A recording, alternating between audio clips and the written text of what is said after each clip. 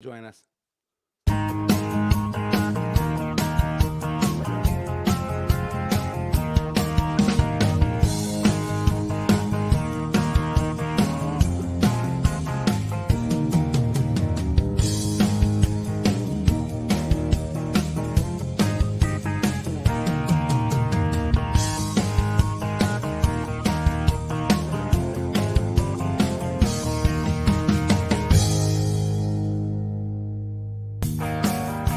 For more than a decade, Saturdays and Illegal Curve have been synonymous with one another. With insight, analysis, and interviews regarding the Winnipeg Jets, the Manitoba Moose, and all around the NHL, here are Dave Minuk, Ezra Ginsburg, and your host, Drew Mindell. The Illegal Curve Hockey Show starts now. A well-oiled machine, this broadcast continues to be. I'll blame Remus. Who else to blame? It's Remus. Producer Tim. Producer Tim. It could be Tim's fault as well. Remus's fault, Tim's fault. Definitely not our fault. Definitely couldn't be that. No ifs, ands, or buts about it. Good morning, Winnipeg. Good morning, Manitoba. For all those joining us live this morning on our YouTube channel and all of our social media platforms, we say good morning, universe, and welcome to the Illegal Curve Hockey Show. 2 hours of Winnipeg Jets talk for you on this Saturday morning. Training camp rolls on. The preseason schedule rolls on. It was a barn burner, not really, last night in Ottawa, but there was a hockey game played, and as each and every exhibition game gets played, that means we are closer and closer to games that matter coming up in a mere matter of days. About 10, 11 days from now, it all gets underway in Calgary, Alberta. The Winnipeg Jets will do battle with the Calgary Flames to start the 23-24 season. That coming up on Wednesday, October 11th, and in 1 hour's time at the top of hour number 2, 10 a.m. We have some important information about that game. You'll want to have pen and paper with you so that you can take notes accordingly. But in the interim, while we wait for Ezzy's computer to reboot, I say good morning to my good friend, Dave Minuk. David, nice to see you on this Saturday morning. It was great seeing you in person last week, but it's even better to see you not in person this week. All right, Drew, I appreciate that. Thanks for that beautiful welcome. Thank you. I agree. We had a great time last week. The live shows are always a blast. We always have a good time getting a chance to see everybody and talk to people. Rowdy just messaged us. Rowdy thankfully took a picture of us. Was good enough to be the feature picture last week on the show, the thumbnail, of course, for this show. And it was great to get a chance to meet everyone and give mini sticks and pucks to young fans, and that was kind of fun. And then stuck around and did a lot of work after the fact and got a lot of training camp stuff up on our YouTube page and on our illegalcurve.com website. So lots of info this last week that we've been posting on the site and, of course, on our YouTube channel. So It's been a busy training camp so far, but I'm loving it. It's great. Content is nonstop from 9 o'clock in the morning till 5 o'clock in the evening. There's tons of information. And, of course, you can find that information on a little website called illegalcurve.com. Nothing makes Dave happier than having loads of content to post. It's true. Nothing gets a bigger grin on his face than when Dave has got audio, he's got video, he's got game stories, he's got game previews. He's got it all. The man is as happy as can be when he's got things to do along those lines. Nonetheless, let's get into it. Of course, training camp is rolling on. We're probably not going to do a deep dive into last night's game against the Senators, but there's the bigger picture stories, the things that are developing. There's always storylines in training camp, of course, and I would say that for some of the Winnipeg Jets players so far, particularly Nikolaj Ehlers, some of the other guys who have been banged up, injuries have been a factor. The hope is, or the presumption is, based on what Rick Bowness said earlier yesterday, I believe, Dave, is that they're getting healthier and they expect to have more people back in the lineup, more of the regulars playing the final 2 preseason games, Monday night in Calgary and then Thursday back home in Winnipeg for the final game of the preseason against the Senators. So, Ehlers is getting there. He shed the yellow jersey, which of course I think was a big sigh of relief for most certainly the Winnipeg Jets organization, certainly Nikolaj Ehlers himself, and of course fans of the Winnipeg Jets who haven't seen that that redesigned second line, yet altogether. The line that's expected to be Perfetti and Ehlers and Niederreiter, and of course Perfetti took that bad hit. And somebody asked us and sent us a message on Twitter or X or whatever the hell that hellscape platform is now called, saying, is there going to be any supplemental discipline? And there wasn't, which surprised me a little bit. I mean, it seemed like an easy sort of suspension. It was just an unnecessary drive-by blindside hit to the head that had no place and no second time, by the way, that guy's done that to Perfetti. Yeah, exactly. It happened. It wasn't as bad, but it happened back in the COVID year. Oh, we got Ez in the chat. No, we lost. There he goes. He lasted for 1 second, folks. So, and he does have a new computer. That's the irony of this entire situation, is that this is the new computer that he's using that apparently has got some sort of block on on our streaming technology. We'll figure it out one way or the other. We'll bring him in as soon as we possibly can, undoubtedly. But that was just bad. There's no place for that in hockey. There's no place for that in the preseason, especially. I mean, Rick Bonus was not pleased. It seems like Perfetti has avoided anything to do with the C word. That being, of course, no, he was fine. I saw him. He was fine. Yeah, but I saw him in the dressing room, and we saw him. We saw him joining the.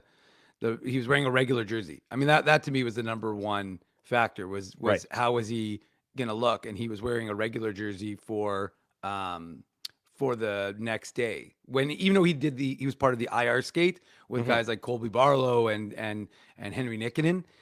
The reality was that he was wearing a regular jersey, and then and again, like I said yesterday at practice or at skate, he was totally participating. And to the point you just made, he actually was on a line with Nikolaj Ehlers and Nino Niederreiter, so you got a chance to see those three guys, in action, at least getting some reps in, and that's of course important as they try to keep this rolling. Speaking of keeping it rolling, let's welcome him to the show.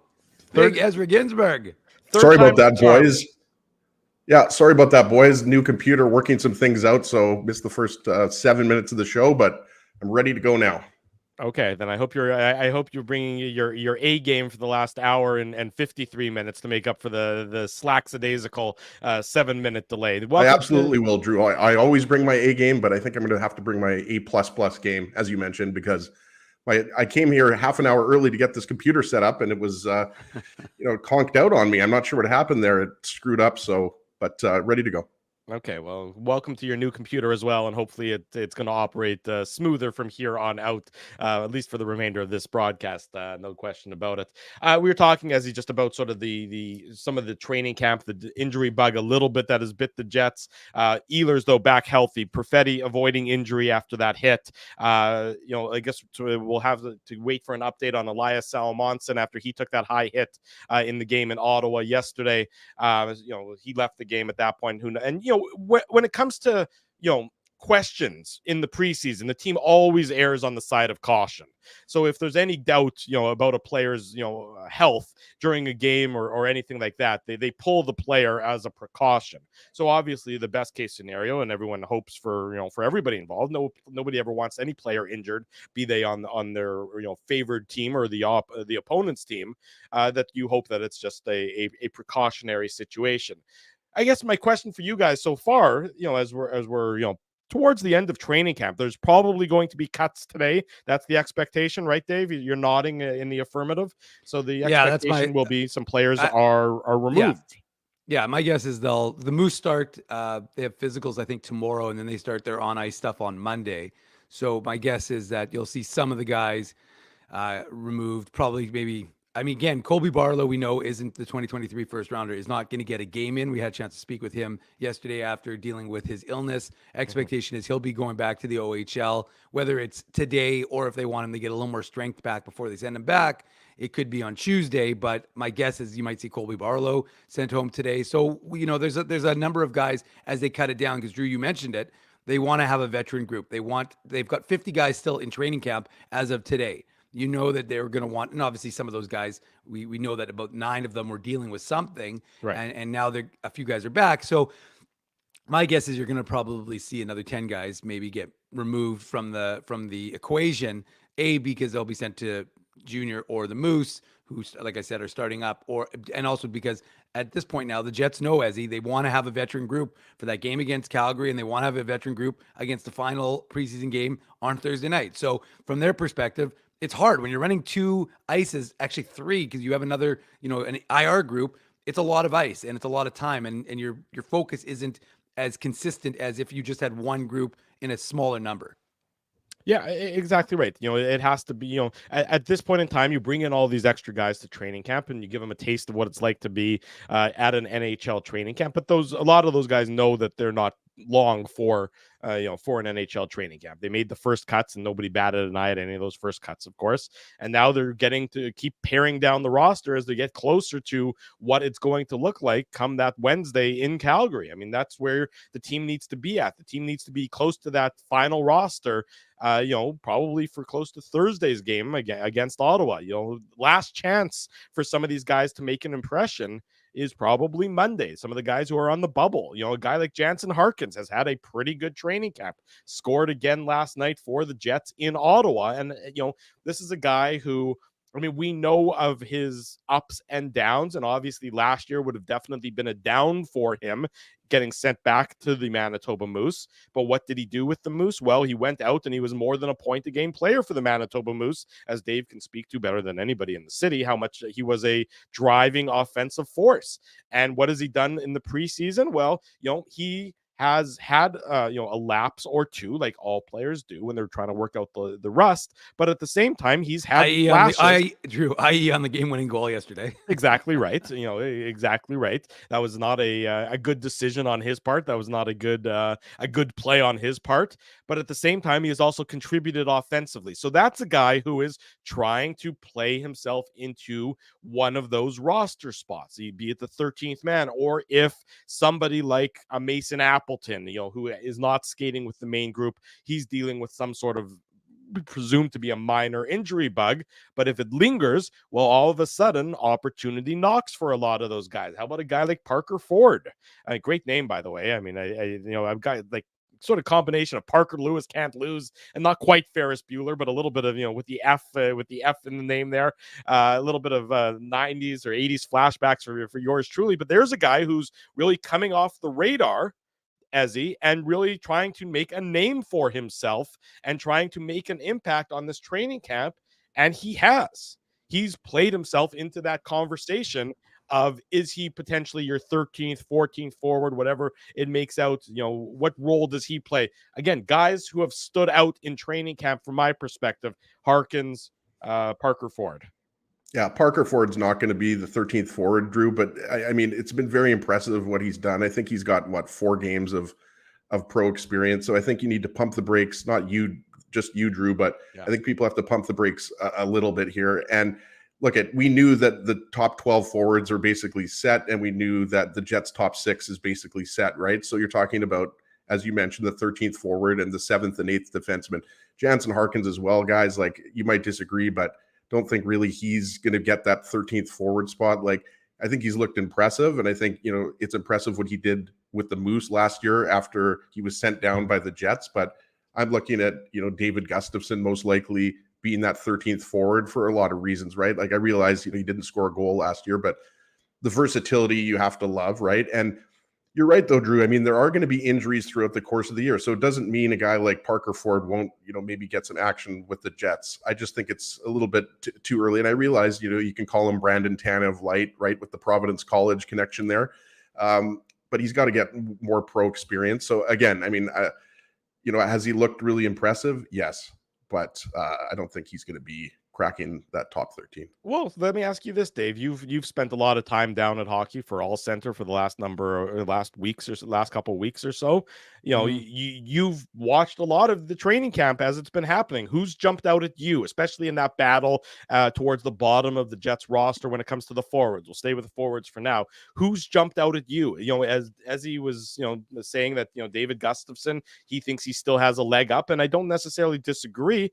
Gustafsson, the team has put a lot of time and effort, a second round pick, way back when for the Winnipeg Jets, but Jansen Harkins was also a second round pick for the Winnipeg Jets. So when you're considering really who has stood out in those training camp battles from your perspective. Well, I mean, the problem, Drew, is that you look at the way the groups were divided, right? And you know that, as he said, like there's an expectation that a lot of those guys in that group too, Harkins, Toninato, Veal, are going to be sent down, and actually Anton Fielby are going to be sent down to the minors. And that just seems to be the reality. And I know Rick Bowness has talked about, rewarding, guys for their play, and not just like I'm with Ez. I'm of the opinion right now that it's essentially a battle for 13 and a battle for 7 and 8. I'm of the same opinion, but it's funny because like Rick Bowness, when was it in response to Parker Ford, and I'm also in agreement with Ezzy to say that I think Parker Ford is going to be down in the AHL. Look, I watched him. He played 8 games last season for the Moose. He was good in some of those games, but you could see he was transitioning from college to the pros, and it's a significant jump to go from college to or junior to pro hockey. So we saw a guy who was sometimes a little bit tentative. I actually thought so far this camp, he hasn't played. He's played with confidence and an aggressiveness that I've really liked. So he's definitely caught my eye. And we watched him, again in that game against the Flames here in Winnipeg a couple of days ago. And I thought he looked pretty good in what we saw from him. He scored the 1 goal, had an assist, could have had a second goal. Puck jumped on over his stick. So yeah, you like to see that. You want to see guys elevating themselves, and when they know that the opportunity is in front of them, like it was last night, because last night was the last chance for romance for a lot of these guys. I mean, like I said, Rick Bowness has touched on the fact that the last 2 games will be for the veterans. So to me, the question becomes, does Jansen Harkins, who cleared waivers twice last year, get that, even though he's had a good camp, and he has had a good camp, does he get that over David Gustafsson? Again, David Gustafsson's 23, so you're thinking, and as he said, you've put a lot of time and effort into him. Do you secure that spot because of that sort of significance? Or, as Rick Bowness has said, do you want the best team possible? Do you want the guys there who are going to help your team win?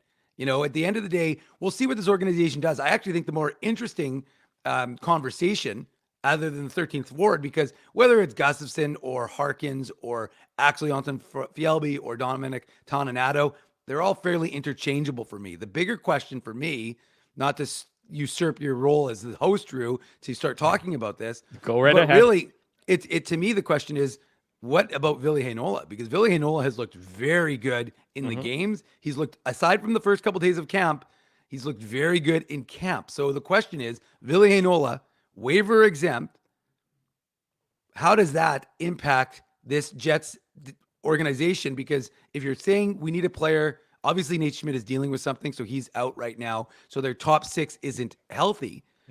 But the reality is, how does a player like Ville Heinola go into the structure and say, okay, if you're Rick Bowness and you're going to be consistent with the words you have been, nobody's forced you to say those words. These are your words talking about who is going to make us a better team, not, oh no, if we keep Ville Heinola, then we're going to lose Declan Chisholm or Logan Stanley on waivers.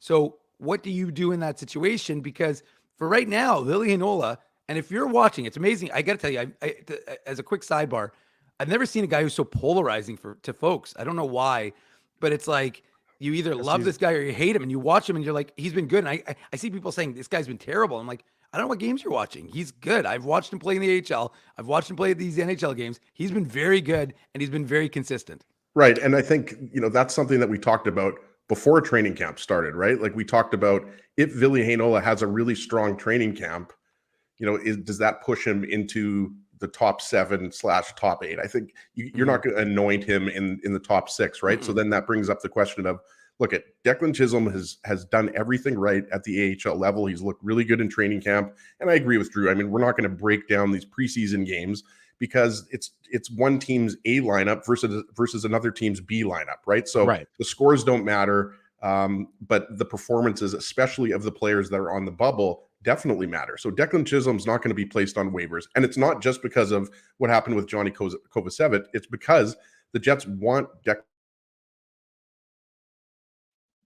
Did we just lose his audio? And I can't Heinola, hear as all of us. There you go.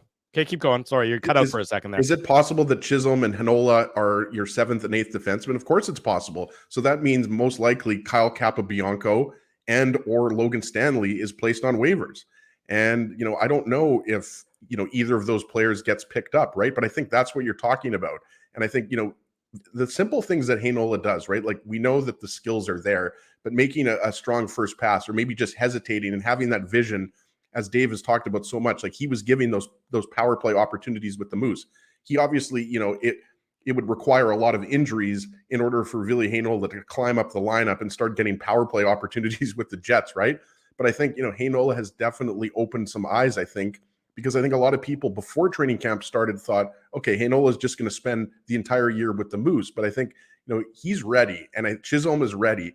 I personally, think Logan Stanley would be one of the guys that I would place on waivers, right? Like, and it's nothing personal against Logan Stanley. I think, he's fallen down the depth chart, boys, and he's kind of number 8, number 9 on that depth chart. You've got Heinola and Chisholm ahead of him, and I would even put Kyle Capobianco ahead of Stanley at this point. To me, it's not even a question anymore, Ezzy. I mean, and I understand that the organization spent a first-round pick on Logan Stanley. I get that, but that first-round pick and traded up to get him. And traded up to get him. The only time they've ever traded up to Was it Philly that they made that trade with? Yes, I think that sounds right. I mean, and that was now 7 years ago. So, I mean, I know that you always, you don't want to, throw out a prized possession too early. But Ottawa, the Senators, who the Jets played last night, are putting their 2019 first-round pick on waivers today. They announced that last night. So, at some point in time, who they drafted ahead of Ty Ville Heinola, right, guys? No, Ty Smith was a first-round pick of the Devils. He was placed on waivers. I'm not sure if he was claimed, but. Well, I think I think the time for him to be claimed would be today, if I'm not mistaken.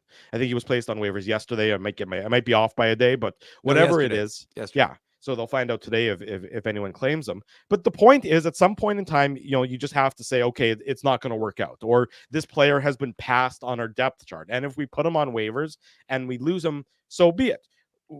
And we'll talk more about the defense, and we'll talk more about Logan Stanley, a little bit later on in the show. We're going to go to break in a minute here, bring in Sean Reynolds of Sportsnet to join us. But at some point in time, you just have to so you have credibility within your dressing room. You can't tell me that Logan Stanley has outplayed Ville Heinola or Declan Chisholm at this point in the preseason and training camp. He hasn't. So you lose your credibility. And I know that some moves aren't the coach's moves. In fact, a lot of roster moves aren't the coach's moves. They are the moves of the general manager. But if Kevin Cheveldayoff, demands that Logan Stanley gets another opportunity, what are you doing besides maybe compounding an error if you lose a younger player in exchange? And I know that Heinola doesn't need waivers, but at some point in time, you lose credibility within your organization if you keep him around when he's been outplayed by others. We'll talk about more on that, and of course, everything to do with Jets training camp on the other side of these commercial messages. Sean Reynolds joins us next. Saturday morning, it's the Illegal Curve Hockey Show. Keeping Winnipeg laughing for over 30 years.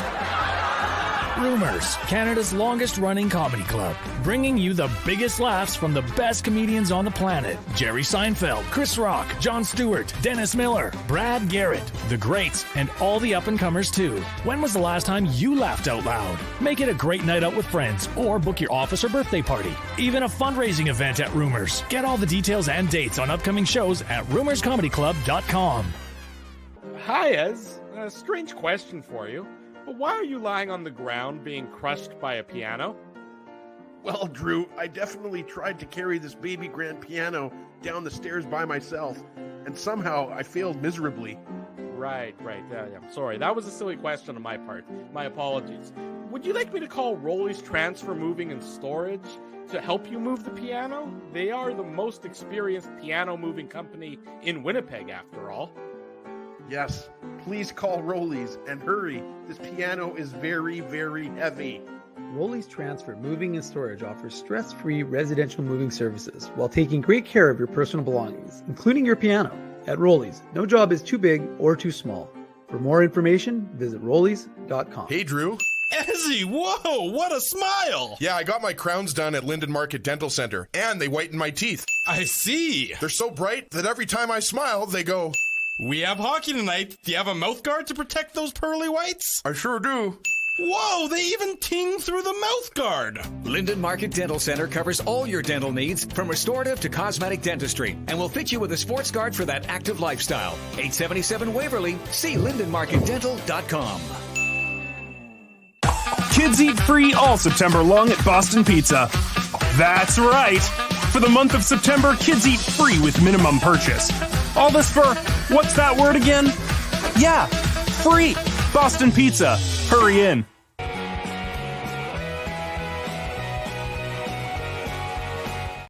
Bottom of the hour. Welcome back to the Illegal Curve Hockey Show. I'm your host, Drew Mindell, Dave Minuk Ezra Ginsburg, and our very good friend. We're thrilled to welcome to the program Sean Reynolds of Sportsnet. Now, Sean, is there any truth to the rumor that you've been going around and calling Mike McIntyre Yoko Ono as a result of him coming between you and Kenny? You know what? Kenny's played the field in a lot of years. I think at one point he had a podcast with Murat Atesh from The Athletic, and we all know he had that Weeb's World segment for years with Sarah Orlesky. The guy plays the field. When you get with players like that, you got to know that they're playing that game, so you just got to be okay with it. Yeah, you're not talking golf in this case when he talks about playing the field. Yeah, he's a good player at that too. He plays. That guy plays. That's it. Good morning to you. Nice to see you. It's been too long. How was your summer? It's great. It's great. I think last time I talked with you guys, I was in the car out for breakfast or something like that. That doesn't feel like that long ago. It really, I was thinking of when you guys asked me to come on, I was like, oh, I haven't been on for a while. And then I thought, no, I was just out in the car. But you guys would have to remind me, was that at the beginning of the summer, the end of the summer? I have no idea. It's just a time vortex we fall into. It might have been June, May, June. I really don't know. I was going to say June. Okay. Yeah, I think it was June. And Sean, I was in Lac du Bonnet all summer, and I kept calling out your name and everything like that, but I never ran into you. So Ezzy, I am not going through this with you every time. At the beginning of the summer, Ezzy's always, we got to hang out, we got to do this. I'm like, here's my phone number, give me a call. And I sit by this phone and I stare at it longingly for the entire summer, and it never rings. You're a tease, Ezzy Ginsburg. You are a tease, and you're muted as well. That's good. Yeah, no, it's good that he's muted. We don't want to hear what he has to say anyway. It's better off that way. We're better off that way. Sean, we'll get into the Winnipeg Jets, of course. That's as much as we love chit-chatting with you and everything else. That's why we primarily bring you onto this fine broadcast.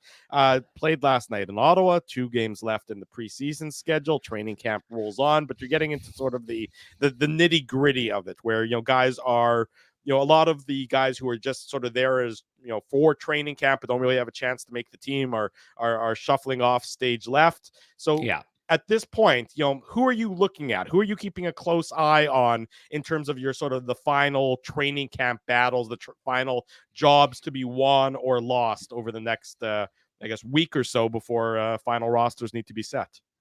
Yeah, well, when you've got the kind of trade that you made for Pierre-Luc Dubois, when you get 3 assets back, that helps kind of round out your depth. I know that there's a lot of talk, and I agree with that the Jets are heading in a different direction where they're trying to become a deeper team. I think that's a smart idea.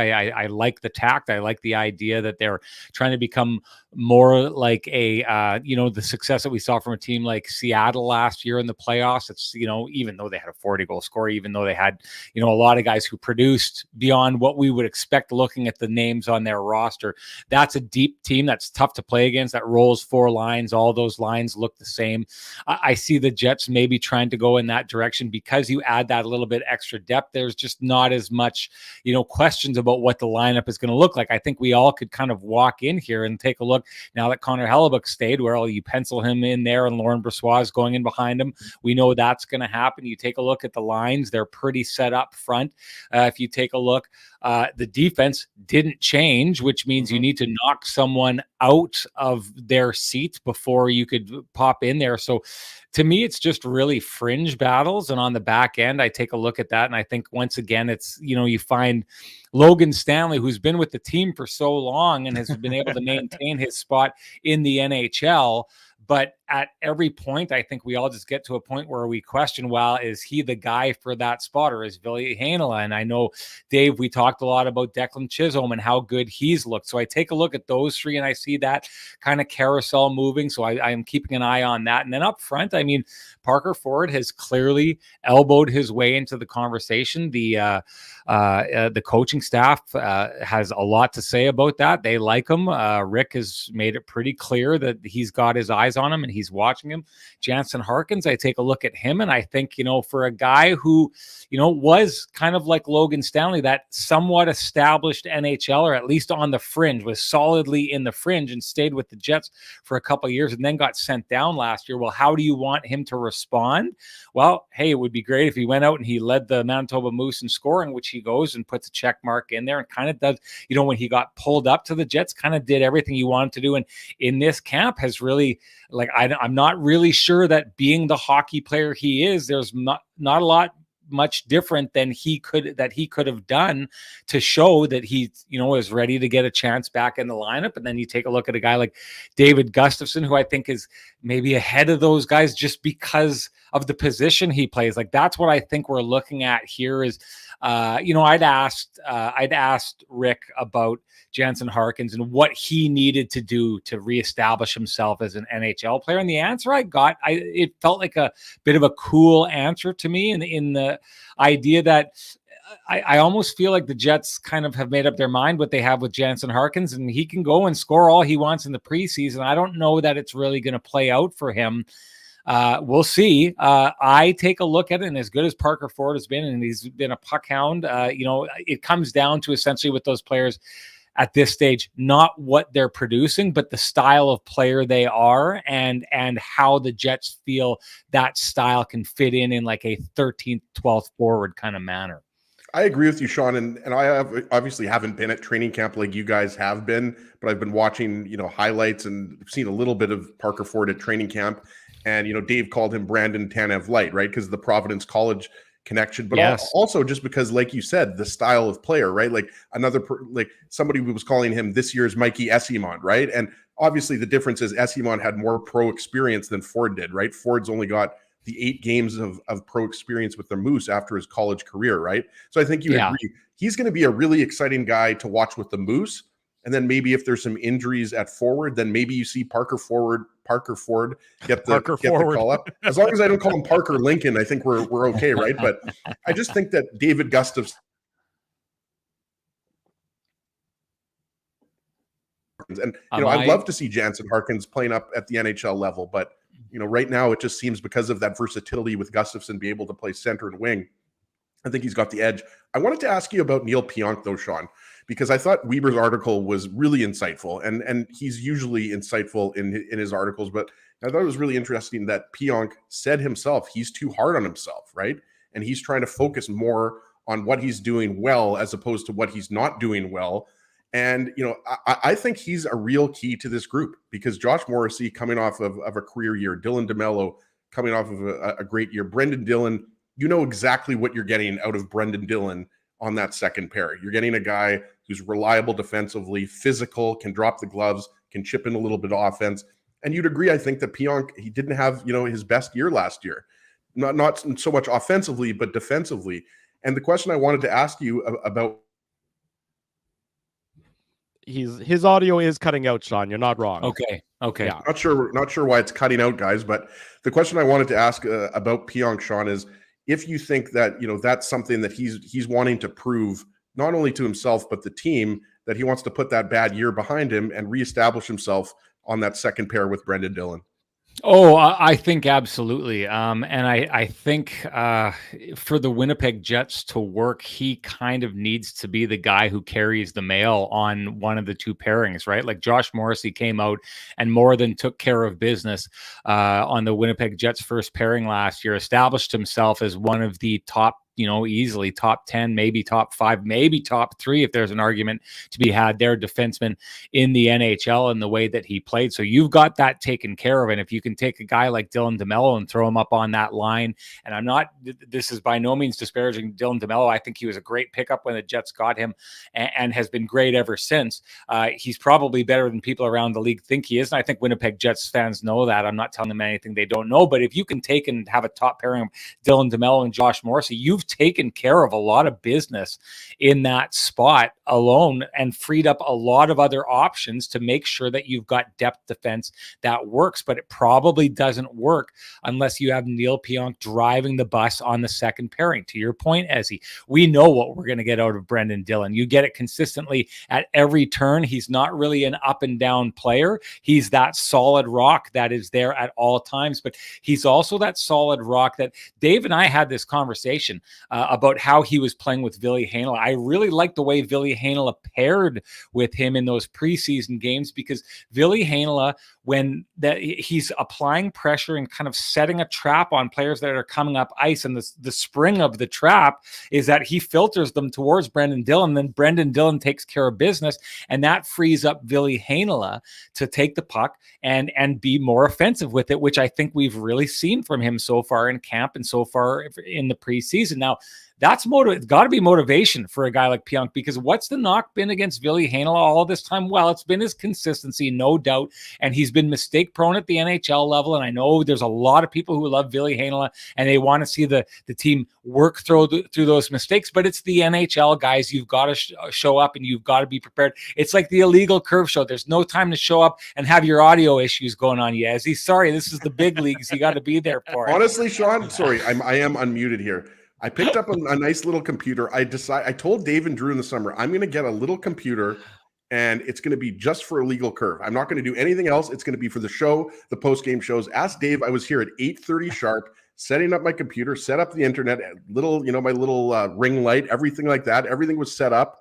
And then all of a sudden, I was kicked off the internet and then it went into the Windows updates. Anytime, Sean, you start seeing those Windows updates and it's at 1%, I knew I was going to be late. So you're absolutely right. It's obviously amateur hour over here.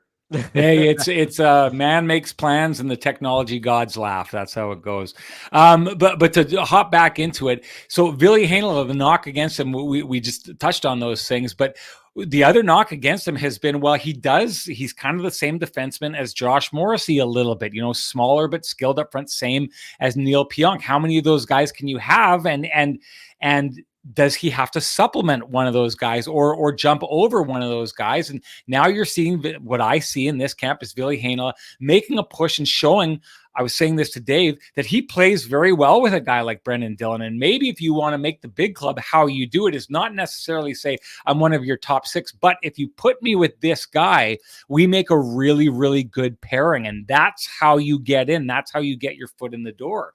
So if I'm Neal Pionk, I think for the first time, you've got the heat of feeling like you didn't play your best. And now I'm seeing it anyways. I don't know that the Jets coaching staff is seeing it. I don't know how much of the fan base is seeing it, but I'm seeing Ville Heinola show, listen, if that doesn't work out there and there's a way to move that guy, maybe he's expendable because I'm showing I can jump into a spot like that. So I would think that Neal Pionk is probably feeling a little more pressure than he has been in the past. A, like he said in Ken's article, because he's applying that pressure to himself because he should be. But B, this log jam that you're seeing in the Winnipeg Jets defense core and all these young guys who are knocking on the door for spots that just haven't been there.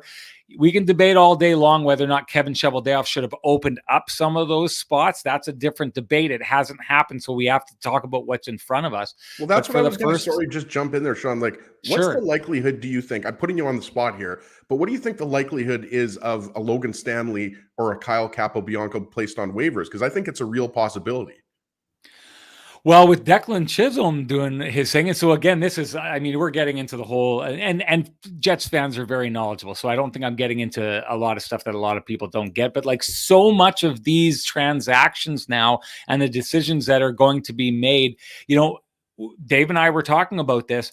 Does Rick Bowness go, and he did this last year, does he go pick the team specifically how he thinks the best team should be laid out?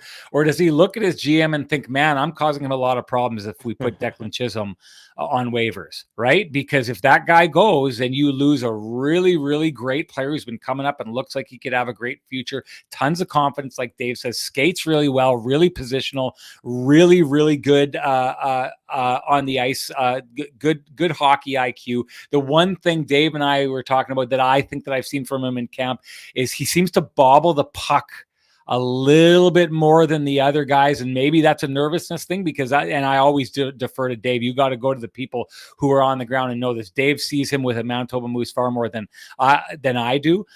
Sounds like he doesn't do that as much as that level. So maybe it's a nerves thing, but the one thing that I would strike against Declan Chisholm so far, and I think we really saw it in that game against Calgary, is every time he touched the puck, it seemed it was a half second to a second of him trying to settle the puck before he moved it, and that is troublesome at the NHL level. But if that's just his nerves, and he's got to work through it, you're seeing a player that's ready to jump into the NHL. So, I mean, at some point, you know, these are the questions. So if you're asking that specific question, Ezzy, and you're taking a look, and let's say it comes down to Logan Stanley and Declan Chisholm, well, you're taking a look. One guy is massive and can affect the game the way that he did the other day where he, you know, got those fights in, and when he gets the puck to the net, it's good. But his consistency, he's had a long look to get consistent in the NHL, and it has not happened yet.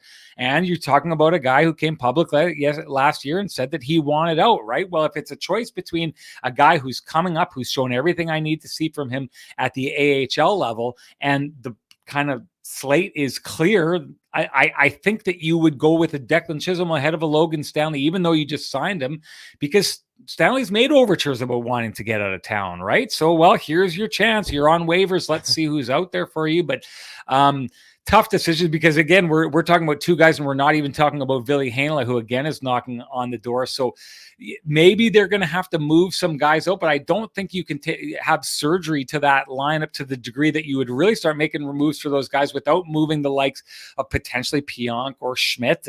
And so this would have been a lot easier to play out and to see if Kevin Cheveldayoff would have made some moves in the offseason, like I think some people were expecting him to, or maybe it's very easy to see heading into this because he didn't make moves. And if we take a look at it, probably the way things have gone, the Winnipeg Jets top six are a lock.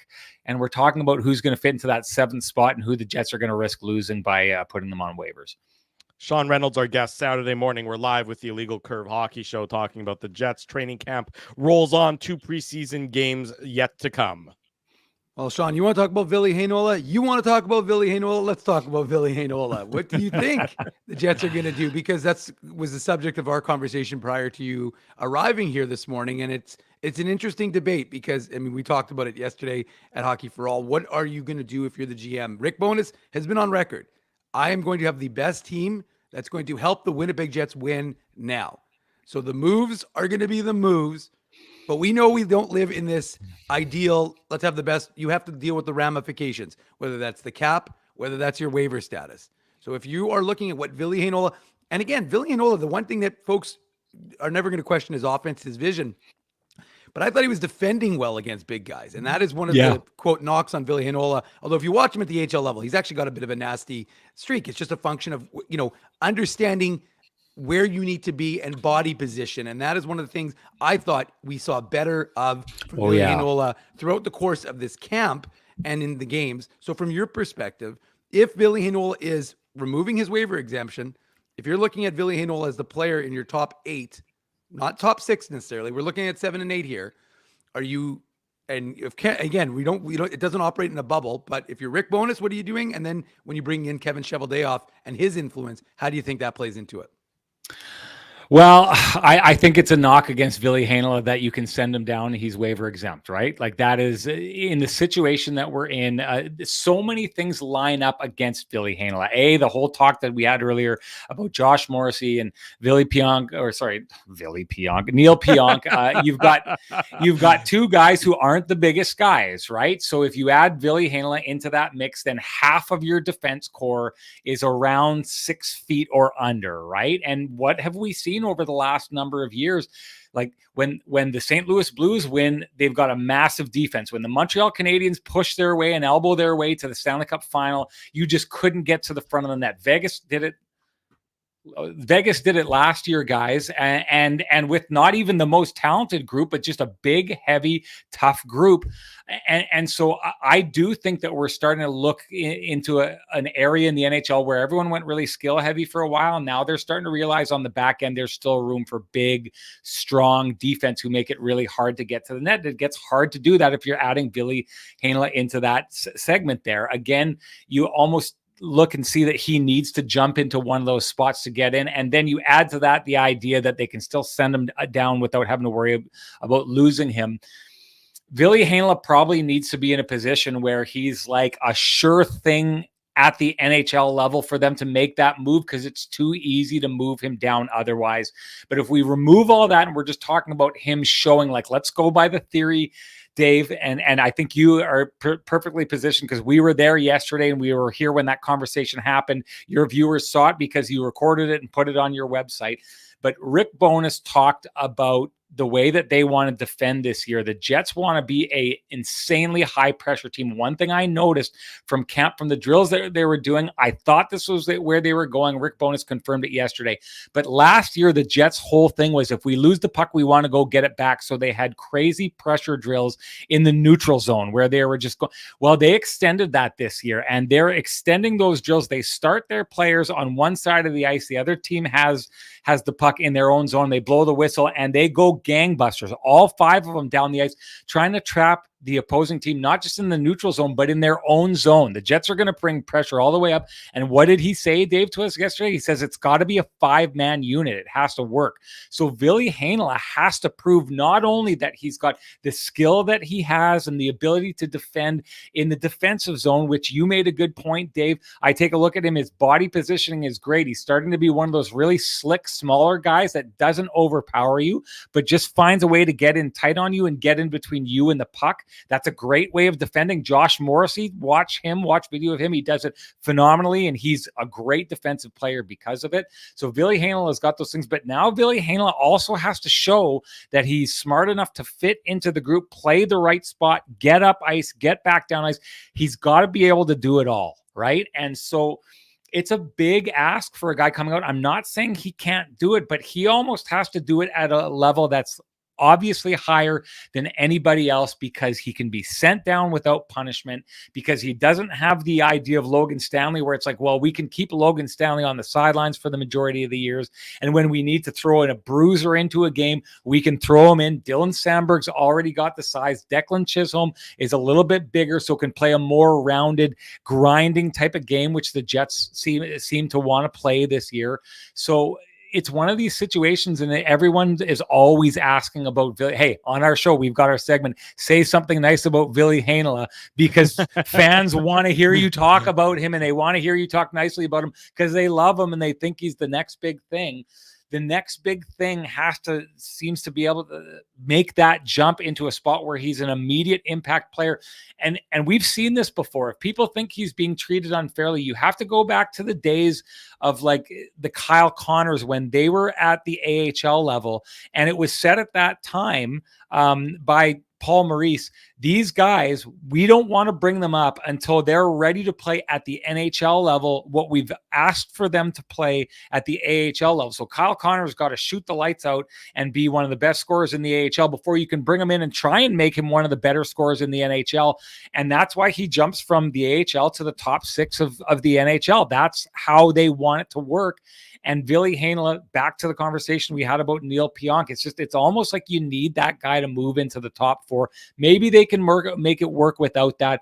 But if you've got 3 defense pairings that all have somewhat undersized, let's not say undersized, not the biggest guys on it, and they're puck moving guys like that, then what it means is if you play a really heavy team, you don't have that ability to put out the bruisers and really kind of repel that. And so Ville Heinola is just really, it's on a lot of different teams, he'd be up in the NHL just because he's not facing the kind of obstacles that just exist by the makeup of this Winnipeg Jets defense.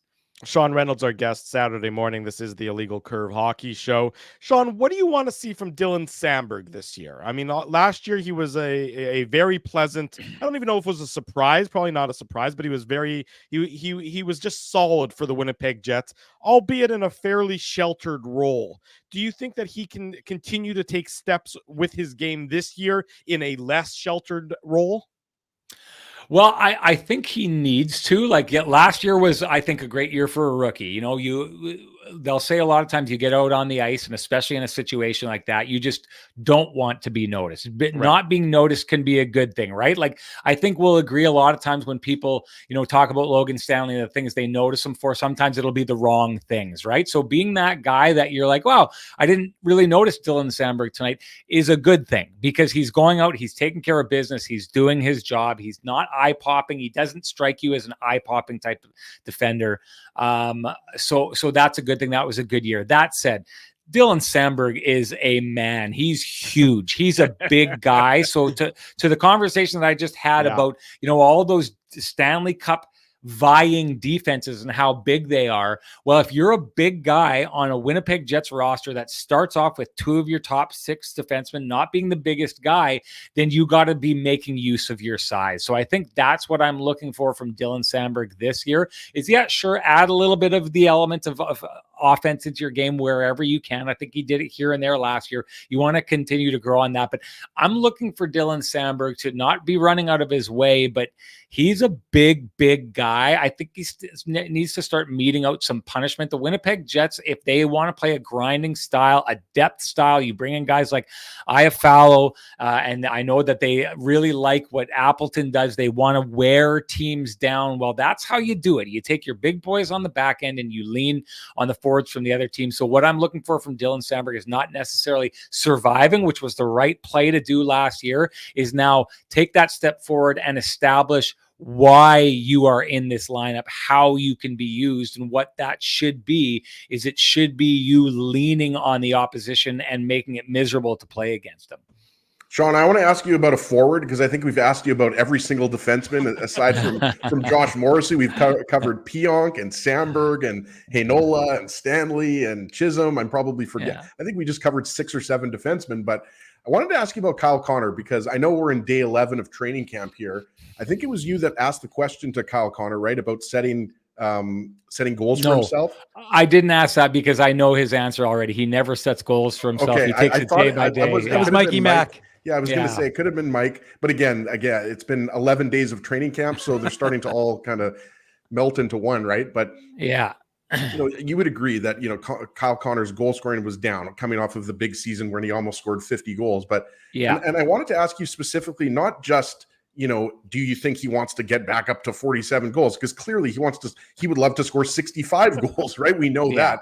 But insightful. Would you like to score more goals this year? Different, right? With Gabe Vilardi on the right wing there with Scheifele. This is a new look line, and I think you would agree. I mean, we saw it on display on the power play. Vilardi is a big guy. You're mentioning size there, and he's defensively responsible coming off of his career year with the LA Kings. But the question I wanted to ask you is, what are you expecting to see different about Connor's game? Because we know that Connor and Scheifele have been often criticized, by us included, for their play away from the puck on the defensive side of the puck. We know that Scheifele and Connor, and obviously Vilardi too, are going to score a lot of goals and produce a lot of offense. But I guess, are you expecting to see a different style maybe from Kyle Connor, a guy that maybe because he has a more reliable defensive player in Vilardi, that's going to open him up? And Murat said that he's expecting these guys to play a lot in triangles, right? Moving plays off of the boards, finding open space.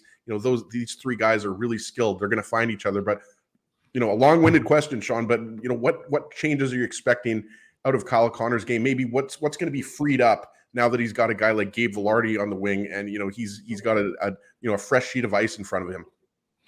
Well, it's interesting because I take a look at last year, and a lot of his goal scoring woes could be summarized as almost bad luck, right? And I don't want to be that guy who's like making excuses, but how many open nets did he have and posts and all those kind of things early in the season? Like, you take a look at it, and like the puck luck aspect of it probably cost him in the neighborhood of 6, 7, 8 goals last year, right? So, and Rick Bowness talked about it and said, like, listen, I get concerned when the opportunities dry up, not when the goals dry up. And the opportunities didn't dry up last year. But one thing that I thought was interesting, and this is kind of what can be problematic when you bring in Pierre-Luc Dubois like you did, and then he makes it fairly clear early on that he doesn't want to stay in Winnipeg, and then you keep him around for a little bit longer. What happens is, like, players are always evolving, right? And you have to be careful how that evolution happens. And then when you take those supports away, because what I saw last year from Kyle Connor that I really liked was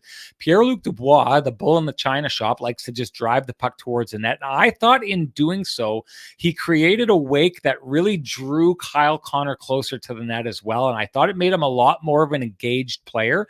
Like, I see Kyle Connor, if he wants to play that way, as the ultimate complementary player. And even if you go back to his college days, he was like that. If you've got two wingers that he had two line mates that he had for years in Scheifele and Blake Wheeler, who can move the puck around, you can get lost in the weeds and then get that puck over to you, and boom, it's in the back of the net. I think Kyle Connor is one of the best players in the entire NHL at that, right? So if you want to play that kind of game, you do that.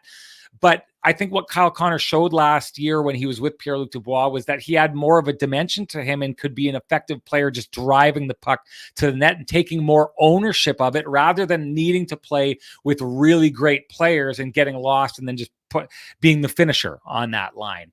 And now Pierre-Luc Dubois is gone, right? And then that kind of element seems to, so you saw, what I think I saw is Kyle Connor evolving because of a style of game from one singular player that opened that up. And now that player's gone. So the question becomes, can Gabe Vilardi be that, right? He's got that size. Is he going to be as much of a bull in the china shop? Is he going to go to the front of the net? And is that going to drag Kyle Connor closer to that? Or is the kind of style that we know that Mark Scheifele likes to play, the triangle stuff that Murad is talking about, is this, I've called it in the past, the snake charmer offense, right? Like the ability for these guys to weave and bob and kind of hypnotize their opposition and then suddenly throw the puck over to a guy who's open, Kyle Connor often, and boom, it's in the back of the net, right? We know that's the kind of offense that Scheifele likes to play. And he, they've been asked in the past. Remember, for years, there was the conversation by Paul Maurice of trying to get his players to go to the front of the net, and they wouldn't do it.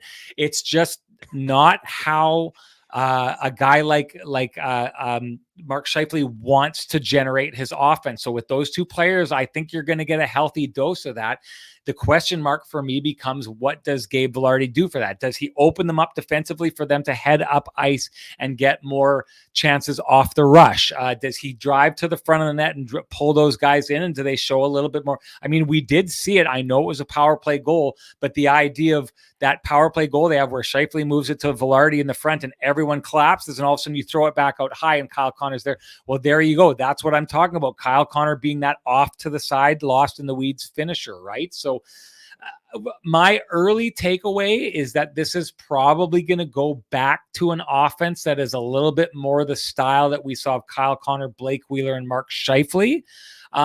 Just with not as depth of passing, because Wheeler was, I agreed with Mark Scheifele when he said it. Blake Wheeler was one of the best passers in the game. Scheifele can pass as well. Vilardi's not going to be able to do that because that kind of skill just does not come around that often. But you're still going to have that element of passing that Vilardi is somewhat good at. Scheifele, we know, wants to do. Kyle Connor as well.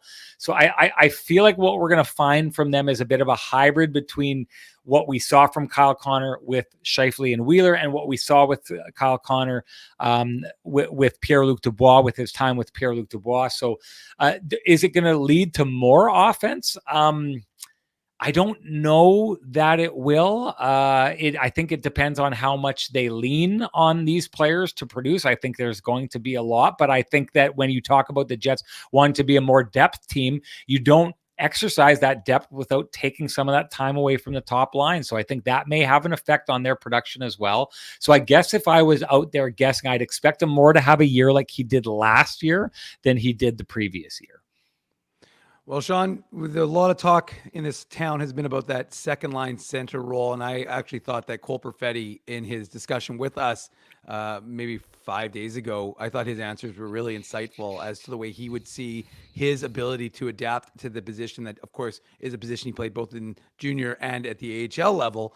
And I just thought, he was talking about how he could see things. So we finally got an opportunity yesterday with Perfetti and Nikolaj Ehlers and Nino Niederreiter all being able to practice together. And we know that Rick Bowness wants them to be able to play on Monday, and things are gearing towards that. The groups came out today. Those guys are all in group 1. So the likelihood is those guys are all feeling good and ready to go, having a full practice. So what have you been able to glean from, again, very short, obviously yesterday we saw them playing together, but Perfetti up the middle and the ability with those two guys to be a difference maker, having those, you talk about it, the idea of having experienced wingers to play with a young center and kind of bring him along as he develops in that position. Yeah, so I think that this is the linchpin for the Winnipeg Jets this season. Cole Perfetti at second at that 2C spot. Now, Kevin Cheveldayoff's done a good job with a backup plan here, because if you get Vladdy Namestnikov and put him in that spot, we already know from last year, Nick Ehlers loves playing with Vladdy Namestnikov. And Namestnikov, a lot of times the Jets played their best hockey, or that line played its best hockey when he moved up into that spot. So he's a great option to pop in there, the Swiss Army knife, as Nino Niederreiter called him, and everyone seems to call him. So you've got a good backup system here. This is a big ask for Cole Perfetti, if we think about this here. And I think there's a number of different ways to put this. But Cole Perfetti, from what we saw, and I think people were happy with him, I think he was in the discussion for Rookie of the Year last year for a good chunk of the year. Cole Perfetti was clearly far and away the third best player on his line last year, right? Like, you're on a line with Kyle Connor and Pierre-Luc Dubois. Kyle Connor is fast. He's a water bug. He's hard to keep a handle on. Guys got to keep their eyes on him. Pierre-Luc Dubois is just going to punch you in the mouth and skate to the front of the net and drag 3 players with him. That creates a lot of space for a guy. Like, if you think about what Cole Perfetti got to, people were talking about the difference between he and Matty Beniers, and people would tell me they're right there. It's like Matty Beniers was conducting his own business with his own line, and Cole Perfetti was hidden behind 2 premier NHL players and had a whole bunch of space to work with. That's gone now. Okay. Now we could argue about, whether, there's a lot of people out there that believe Nick Ehlers is underutilized and he just needs more space. But if you take a look just simply at production values, for the most part, Cole Perfetti is now on a line with 2 players, Nino Niederreiter and Nick Ehlers, who are not as productive, and maybe you could make the argument not as good as Pierre-Luc Dubois and Kyle Connor. So the talent level of his line has gone down, and now he's being asked to, instead of going from hiding on the wing behind 2 guys who absorb all kinds of attention, to being the premier guy to look at in that second spot. Another way of looking at this, guys, is if you go and take a look at his draft year, I don't think there's a single guy in his draft year who is being asked. You take Quentin Byfield, who's going to be hidden in that. Alex Lafreniere, who's, a third line guy kind of hanging off on the wing there. The only guy in that draft class who's being asked to do more with his team than Cole Perfetti is Tim Stützle from the Ottawa Senators, who's been doing it since he was 18. So I'm not saying that he can't do this, but I'm saying that Winnipeg Jets fans should look at this as a massive question mark whether he can or not. Because if he doesn't, it doesn't mean he's a bomb or that he can't play center at the NHL level. It just means this is a young man who's being thrust into the spotlight and asked to do more with less than he's had in the past, with a body that has been beat up a little bit at the NHL level, moving into a spot where that level of grind is going to be that much greater. So you've had an injury-prone player who's been able to hide and still been caught up with those injuries, is going to be put in a spot where he isn't able to hide anymore. Can his body hold up to it? Can he elevate his game with lesser? And I hate saying lesser, but I'm just going to do it for the sake of expediency, with lesser line mates to do so. It's a big ask. This is a much harder math equation that the Jets have given him to work on this year than he had last year, and it's going to be interesting to see how he handles it. Sean, I have an equation for you. Illegal curve plus Sean Reynolds equals awesome. Thank you. Sean Reynolds covers the Winnipeg Jets for Sportsnet. Kenny and Rennie still going to go strong, even though of course, different organizations this year, still on the same team, right? Yeah. No, it's funny. It was the first question when everyone went down that. And to be honest, behind the scenes, I don't want to give away too much of what was happening behind the scenes. But when Ken let me know what was happening and that he was moving, the first thing that he did, I think, when he was having his conversations with his new employer was Kenny and Rennie going to go on? And that was a big part of his decision. We've been committed to this market and to each other, despite all his philandering with all those different people. And yeah, we're looking forward to another season of Kenny and Rennie. We can't wait to get going. There you go. You go, guys are like Gretzky and McSorley. You guys are a package deal. There we go. I sure hope I'm the Gretzky in that takeaway. Boy, oh boy. Sean, thank you, buddy. The season starts in about 10 days' time. We look forward to doing this, getting together more often. You bet, guys. Thanks for having me on. I had a blast. Our pleasure. Sean Reynolds of Sportsnet. There he goes on this Saturday morning. When we come back on the program, an announcement of where we're going to be watching the Jets and the Calgary Flames on October 11th. We hope you will be there to join us as well. Stay tuned for that. I was hoping it was going to be a new host, but I guess we'll have to wait on that one. Sorry to disappoint you. There'll be a new host next week. I won't be here next Saturday. So one of you two guys can host next Saturday. But other than that, when we come back, we'll tell you where we're going to be on October 11th. We want you to be there as well. Be all Moose talk. All the time. Much more to come. It's the Illegal Curve Hockey Show. We're live on YouTube and all of our social media platforms. Keeping Winnipeg laughing for over 30 years. Rumors, Canada's longest-running comedy club, bringing you the biggest laughs from the best comedians on the planet. Jerry Seinfeld, Chris Rock, Jon Stewart, Dennis Miller, Brad Garrett, the greats, and all the up-and-comers too. When was the last time you laughed out loud? Make it a great night out with friends, or book your office or birthday party. Even a fundraising event at Rumors. Get all the details and dates on upcoming shows at rumorscomedyclub.com. Hi, Ez. A strange question for you. But why are you lying on the ground being crushed by a piano? Well, Drew, I definitely tried to carry this baby grand piano down the stairs by myself, and somehow I failed miserably. Right. Yeah, sorry. That was a silly question on my part. My apologies. Would you like me to call Rolly's Transfer Moving and Storage to help you move the piano? They are the most experienced piano moving company in Winnipeg, after all. Yes, please call Rolly's and hurry. This piano is very, very heavy. Rolly's Transfer Moving and Storage offers stress-free residential moving services while taking great care of your personal belongings, including your piano. At Rolly's, no job is too big or too small. For more information, visit rollys.com. Hey, Drew. Ezzy, whoa, what a smile! Yeah, I got my crowns done at Linden Market Dental Center, and they whiten my teeth. I see. They're so bright that every time I smile, they go... We have hockey tonight. Do you have a mouth guard to protect those pearly whites? I sure do. Whoa, they even ting through the mouth guard. Linden Market Dental Center covers all your dental needs from restorative to cosmetic dentistry and will fit you with a sports guard for that active lifestyle. 877 Waverly. See lindenmarketdental.com.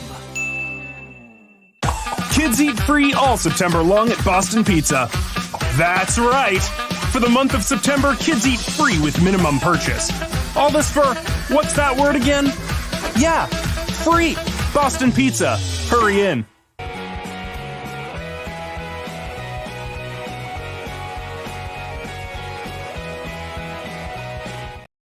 We are back on the Illegal Curve Hockey Show. Drew Mindell, Dave Minuk, Ezra Ginsburg, thrilled that Sean Reynolds was able to join us. Craig Button coming up at the bottom of the hour. But we are also thrilled to announce that for the Winnipeg Jets season opener versus the Calgary Flames on October 11th, and all throughout the upcoming season, Illegal Curve will be broadcasting live from Boston Pizza, doing live on location post-game shows. So that's going to be a fun change for us, getting the show out of our basements and into the public live. So join us, mark it on your calendar. October 11th, Wednesday night, the Jets open the season in Calgary versus the Flames. We're going to be at Boston Pizza on Taylor Avenue. Come watch the game with us. Stay for the live broadcast of the post-game show. There's going to be food specials, drink specials, prize draws, and Ezzy is signing autographs to the first 100 people in attendance, a maximum of 17 items per person. No more, no less. 17 items per person is what Ezzy is willing to autograph. We are thrilled to expand our partnership with our friends at Boston Pizza. So come check us out Wednesday, October 11th. Puck drop is 9 o'clock. We'll be there for the start of the game. Then we're doing the post-game show from there. We're going to do it all season long, about once a month throughout the season. We'll keep updating you about that. But check us out Wednesday, October 11th. Boston Pizza on Taylor Avenue, a live broadcast of the Illegal Curve post-game show. We're going to be hosting the game there, and we'll have a tip a few back with you as well. So be sure to mark that in your calendar. Super exciting news, Drew. We're very excited to be doing shows, post-game shows this year at BP locations. The Taylor one happens to be our home location, or the one that's closest to us, even though we frequent all BP locations in the city. And I just wanted to throw out a number there, 20 over under. I'm setting the over under at 20. How many pierogi pizzas I'm going to eat this year at Boston Pizza. I would personally go with the over. I think I'm probably going to be around 24, 25 pizza. I think the amount of pierogi pizzas I'm going to eat this year, boys, is the same amount of starts that Lauren Brossois is going to get. I'm going to say 25. Actually, that's a great question. I'll include that when we do our over-under segment just before the start of the season. That's a good one, Ezzy. I like that. What's going to be over or under Ezzy starts versus Ezzy's pierogi pizzas versus Lauren Brossois starts this year? But that's a good one. Anyways, we're thrilled to be at Boston Pizza. We done a few live on location shows already. Of course, we did it last week at Hockey for All Center. It works well. Producer Tim, it makes us look good and sound good. So we're thrilled that he's going to be joining us as well. And Boston Pizza, great partner of the show for a long time. And we're thrilled to expand that partnership. Come out, be in person with you, tip a few back, watch the Jets games. We'll do some trivia contests. We'll do some giveaways. There's great food and drink specials at our friends at Boston Pizza. And there's no better place to watch a game. We'll get the full audio up. We'll get a good vibe going. So check us out. And Wednesday, Spency's asking. I think Spency might be asking about the post game show, which is obviously going to be in a hot tub in Sage Creek. If anybody watched the show from last year's New Year's Eve show, Drew, I believe you were in Kentucky, yes, I was. Or maybe Vegas. I forget. It was Kentucky, right? Yeah. It's so hard. You're such an international man of travel, Drew. It's hard to know. I know I saw Huss said he was at the Ryder Cup, and then I Googled the Ryder Cup, and then it was in Paris, right? It's in Italy, and that was when the Ryder Cup was in Minnesota, like 8 years ago, Ezzy, or something. But it was funny though, because Hustler was at Hockey for All Center yesterday, and so he walked in, and I go, "Wait, I thought you were at the Ryder Cup." He's like, "That was an old picture. The Ryder Cup logos are blue, not red." Yes. And I was like, "Well," I go, "Huss, no." He goes, "Wouldn't believe how many people thought I was there." I go, "You didn't really qualify on the picture. You did make it seem like you were there in the front row." So it definitely wasn't there. And the thing is, boys, if there's anybody that it wouldn't surprise you if they were in Italy is Hustler, because he was in Qatar for the World Cup. He's always all over the US and Canada. He goes to Kansas City and he goes to Vegas all the time. So he's one guy that you wouldn't be too surprised if he was like, "Yeah, I'm just jumping on a plane and going to the Ryder Cup now for 3 or 4 nights." But yeah, he was actually at Hockey for All Center with Dave M and Paulie Edmonds and some of the other assembled media. So yeah, he's watching it on TV like the rest of us. Apparently the US is getting killed, right? Yeah, they had a bad first day. They were really shellacked yesterday. I'm not sure what's happening today just yet. I saw a question: are we going to be? Is it just the post game show? No, we're hosting the game there. So come watch the game with us. Stay for the post game show. We're going to be there before puck drop. So puck drop next on that Wednesday, the October 11th, is 9 p.m. So we're going to be there before 9 p.m. So make sure you get there on time. It's going to be busy. We're going to be there. We'll be shaking hands. We'll be kissing babies. Although I'm not sure why a baby would be there at 9 o'clock at night. That's too late to bring your baby. I'm not sure why any parent would allow us to be kissing their baby. So that's also probably a bigger question there, Drew. Fair enough there, Dave. But anyways, we're going to be there for the whole game and the post-game show. You'll be able to hear it all. Maybe even we'll set up a mic. Maybe we'll do a little incentive for those who are live on location for the post-game show. Maybe they can come jump on with us and ask a question or two during the post-game show. Don't let Spency near that mic. He's already been on the show. He'll have to be on his best behavior. We'll have the mute button just hovering with someone's hand over the mute button. But lots of things happening, lots of excitement. We'll be at Boston Pizza. Camera, so more details to come. October 11th, we will be Boston Pizza, Taylor Avenue. Mark it in your calendar, and we'll keep you updated from there on. And Drew, the new captain of the Calgary Flames, Michael Backlund, I like that choice, signed a 2-year deal. Yeah, yes, he did. About what, $4.5 million? I think it was 4.4, something like that. And it's good for him. He's been, this, Drew. I know we're not going to spend that much time on the Flames or Michael Backlund. We have bigger fish to fry, but it's nice for him because he's played his entire career with the Flames, and as far as I'm concerned, he's been a pretty underrated player. Obviously, with Matthew Tkachuk and Johnny Gaudreau and Sean Monahan. Before that, Mark Giordano. The Flames have had a lot of good players that I think have overshadowed Backlund, but he's a guy that I thought it was nice to see him sign a 2-year deal, especially with the uncertainty surrounding Elias Lindholm and his future in Calgary. Very true, Mr. Ginsburg. I want to bring to your attention your comments, your thoughts on the article that The Athletic published earlier this week. And it was, they did their Jets preview and they go around the league, and it's, not Murat who writes it. So I want to make clear about that. It's, Sean Gentili, Dom Lucian, other people are, Shayna Goldman, and they really look at the Jets, and all the teams that they do these previews on. Through an analytic lens, primarily they look at some of the numbers and they have their game score and whatever other proprietary stats that they've created. And the line that jumped out to me the most about, when they went through their Jets preview is they sort of just, and I'm paraphrasing, but they described the Winnipeg Jets as the most mid team in the NHL with an elite goaltender. So they acknowledge that Connor Hellebuyck is the elite goaltender, but other than that, they said that the Jets are really very much a mid team, likely to be a playoff team, unlikely to be a Stanley Cup contender. Not really being a threat, just likely to get into the a first round. Maybe they win a round. Your assessment or your thoughts on the assessment. I'm not sure if you read the article, but your thoughts on what the article. Shouldn't you know that before you ask us about the article, then, Drew? Say that again, Dave. Shouldn't you know if we read the article before you ask us about said article? Well, I gave you the paraphrasing of the article. I mean, I would hope you guys would have done your research. So you did. I read the article 7 times before the show. No, I skimmed over the article you're talking about, specifically about the Jets, Drew, and obviously, Sean Gentili, Dom, Shayna. That's kind of like the analytical three-headed monster for the Athletic, right? Like they do a great job. And we talked about their in the offseason when Dom was going over the free agent acquisitions and how that kind of differed a little bit from what Jay Fresh Hockey, another guy who, those who don't know, covers hockey from an analytical, does a really good job of posting, graphics about a player's wins above replacement and everything like that. Game score, as you mentioned, Drew.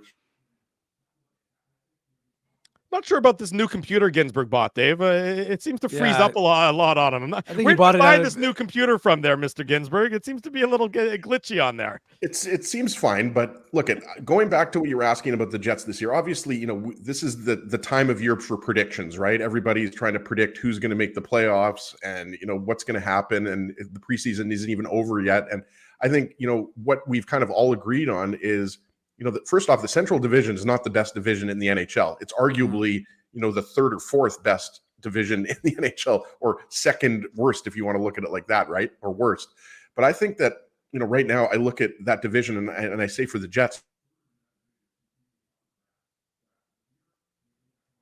conversation, then the Jets aren't that far away, guys, from first or second. Like, I think, I've said this to you guys before. I think Dallas, was already a good team, and they added Matt Duchene. Like for me, I could easily see Dallas winning the Central Division. Colorado, even though the Ryan Johansson move, getting a guy like Ross Colton, like nobody really talks about Thomas Tatar. That was a pretty sneaky signing by Joe Sakic, right? Like, so what I'm saying is I think Colorado and Dallas for me are the top two teams in the Central, but I think the Jets are right behind there. And I've said this, to you guys before. The Jets were a 95-point team last year. So why can't they be a 100 to 105-point team this year? That's only, 3 or 4 more wins? And I think, they are better overall as a team. And it's not just the better forward depth, but you've improved your depth in goaltending with Laurent Brossoit. Brossoit is an upgrade over David Riddick. And you're going to be better defensively as a team because Gabe Vilardi and Alex Iafallo are better defensive forwards than Pierre-Luc Dubois and Blake Wheeler. Yes, you might have lost a lot of offense, but if you throw in, a healthy season from Cole Perfetti and a full season or close to a full season from Nick Ehlers, I think arguably the Jets will score more goals this year than they did last year. So yes, are the Jets a middling team, Drew? Yeah, I think, they're in the conversation for a wild card spot and in the West, but I also think they could push up easily into a third place or second place team in the Central, maybe even first. But I still think, for me at least, Dallas is the best team in the division. To me, what jumps out to me, Dave, when I sort of look around the league, especially in the Western Conference, even a middling team, if that's what the Jets are, there's not a big gap between, I'd say, the teams that people would say are the best in the conference and the middling teams. I don't think that there's a huge, I think the West is very compact, say 1 through 8, 1 through 9 in the conference. I mean, I think we know the bad teams in the conference, and the bad teams are pretty apparent who they're going to be. Right. San Jose is going to be a bad team. Chicago with Bedard is going to be probably better, but they're not going to be a good team. Arizona's, improved. They're not going to be a good team. Anaheim. I mean, we know who the bad teams are. They don't even have their guys signed, for God's sake. It's going to be terrible. Well, yeah. I mean, I don't know what they're doing. Sign those guys. Give them 8 years. Sign them and be done with it. I'll be surprised if Anaheim wins 25 games this year. Yeah, that's a bad hockey team, especially when they're without their guys signed, like Dave just said. To me, there's not a big gap though. Between between let's say the 1 through 10 in the conference. I don't think that there's a runaway best team in the conference. Every team that you would sort of put at the top of your on your lips as one of the better teams, to me, still has questions. I mean, Colorado, of course, disappointing year last year, but you can't tell me that they don't have a sizable amount of questions, particularly in goal they have questions, and they're going to be without Landeskog for the season as well. So questions galore in the West is what I would say. So saying that they've got, as you know, though, Drew, the thing is with Colorado is you've got McKinnon, Rantanen, McCarr. Like that's the thing. Like their best players are literally the best players in the NHL, right? So no question. The high-end talent. That's why I still put Colorado at the top. It got them to the first round and out. Now you could say that's a function of the not even the hangover for the Stanley Cup necessarily, but just the wear and tear winning the Stanley Cup has on you, and the shortened off season and the impact it has on the year after. But to me, there's not a huge gap, is what my point was, Dave. Yeah, and I think you're not wrong. And I think that the interesting thing for me, and it's why I always take these predictions with a grain of salt, is that there are 1,000,001 factors as to what could and couldn't happen. Is Nikolaj Ehlers, we talked to Nikolaj Ehlers a few days ago, and he was wistful. He said, I just want to play 82 games. Now, he did that. He did that in back-to-back seasons in 16-17 and 17-18. So it's not that he's incapable of doing it. Then he played 71, I think, 2 years later. But that's what you need. You need a Nikolaj Ehlers to play a full season. You need a Cole Perfetti to elevate his game, as Sean talked about, and play a full season. So I always find these, again, even when we sometimes do them, I'm like, what worth are they? Hey, look, when you pick Dallas Stars and nobody else does to make it the Stanley Cup Finals, that's a win you celebrate. But the reality is that Mazel tov. You've been running on that win for how many years now? Oh, a few now at least. Dave has mentioned that, Drew. Like I think the statute of limitations, or is it statute of limitations? It's not a statue like the Statue of Liberty. The statute of limitations. Remind us what your LSAT score was again. What's that, Drew? Anyways. Remind us what your LSAT score was again. Oh yeah, it was a 147. Yeah. The point I didn't get into law school. That's all you need to know. For those who don't know, it's on a scale of 120 to 180. 150 obviously would be 50th percentile. So let's just say that I went into journalism and I didn't go into law school. I think you get 150 for spelling your name properly. He wrote it Izzy, actually, is the way. But a lot of people call him Izzy instead of Ezzy. I got my hometown wrong. I mean, that cost me like at least 5 points.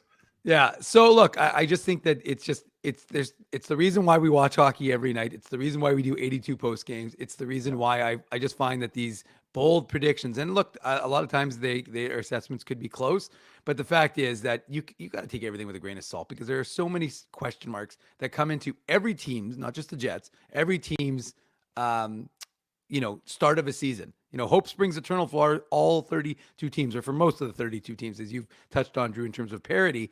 But the fact of the matter is that, look, if you're the Winnipeg Jets, you have a lot of question marks with, are Connor Hellebuyck and Mark Scheifele going to be here? Are they going to be able to get Cole Perfetti a full season and him elevate his game? Is Nikolaj Ehlers going to be healthy? What's the defense going to look like? Is this team under Rick Bowness? And we talked about this with Rick Bowness yesterday in terms of adopting his system. And Kyle Connor talked about that. And that's one thing I think people have to take into account. Last year, new coach, there's a lot of uncertainty. And now this team has had a year of getting to know Rick Bowness. He's had a year of getting to know the team. He was asked, if a slide like last year happens, how do you arrest it? He said, well, I know this team better. I think I'll be able to adjust accordingly. So to me, again, I read them obviously with an interest, and I post them in the morning papers like I do pretty much anything that's Jets related. But I just think you have to take it all with a grain of salt, because there are so many question marks that go into each and every game. So it's hard to predict, like you said, the Colorado Avalanche losing one of their most critical players for the entirety of the year. That changes them. The Jets haven't had that happen. We'll see what happens, but that's why we watch. It's actually 2 years now for it's going to be 2 years for Landeskog. It's absolutely crazy how much hockey that he's missed, but I just still think that they've got so much depth that they're still going to be one of the top 2 teams, Dave. I like, at the very least, the Avalanche are making the playoffs, right? Like, if the Avalanche miss the playoffs, guys, something has gone horribly wrong.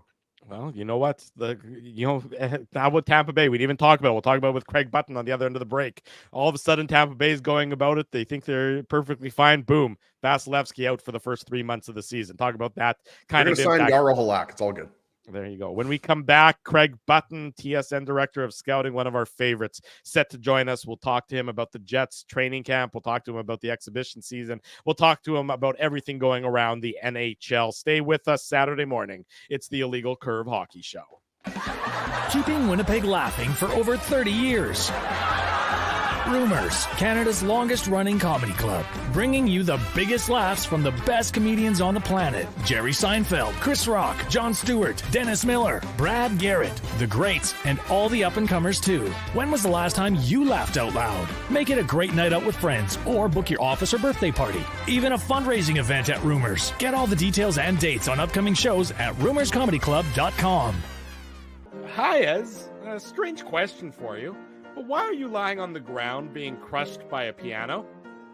Well, Drew, I definitely tried to carry this baby grand piano down the stairs by myself, and somehow I failed miserably. Right. Yeah. Sorry, that was a silly question on my part. My apologies. Would you like me to call Rolly's Transfer Moving and Storage to help you move the piano? They are the most experienced piano moving company in Winnipeg, after all. Yes, please call Rolly's and hurry. This piano is very, very heavy. Rolly's Transfer Moving and Storage offers stress-free residential moving services while taking great care of your personal belongings, including your piano. At Rolly's, no job is too big or too small. For more information, visit rollys.com. Hey, Drew. Ezzy, whoa, what a smile! Yeah, I got my crowns done at Linden Market Dental Center, and they whiten my teeth. I see. They're so bright that every time I smile, they go... We have hockey tonight. Do you have a mouth guard to protect those pearly whites? I sure do. Whoa, they even ting through the mouth guard. Linden Market Dental Center covers all your dental needs, from restorative to cosmetic dentistry, and will fit you with a sports guard for that active lifestyle. 877 Waverly. See lindenmarketdental.com. Kids eat free all September long at Boston Pizza. That's right. For the month of September, kids eat free with minimum purchase. All this for, what's that word again? Yeah, free. Boston Pizza. Hurry in.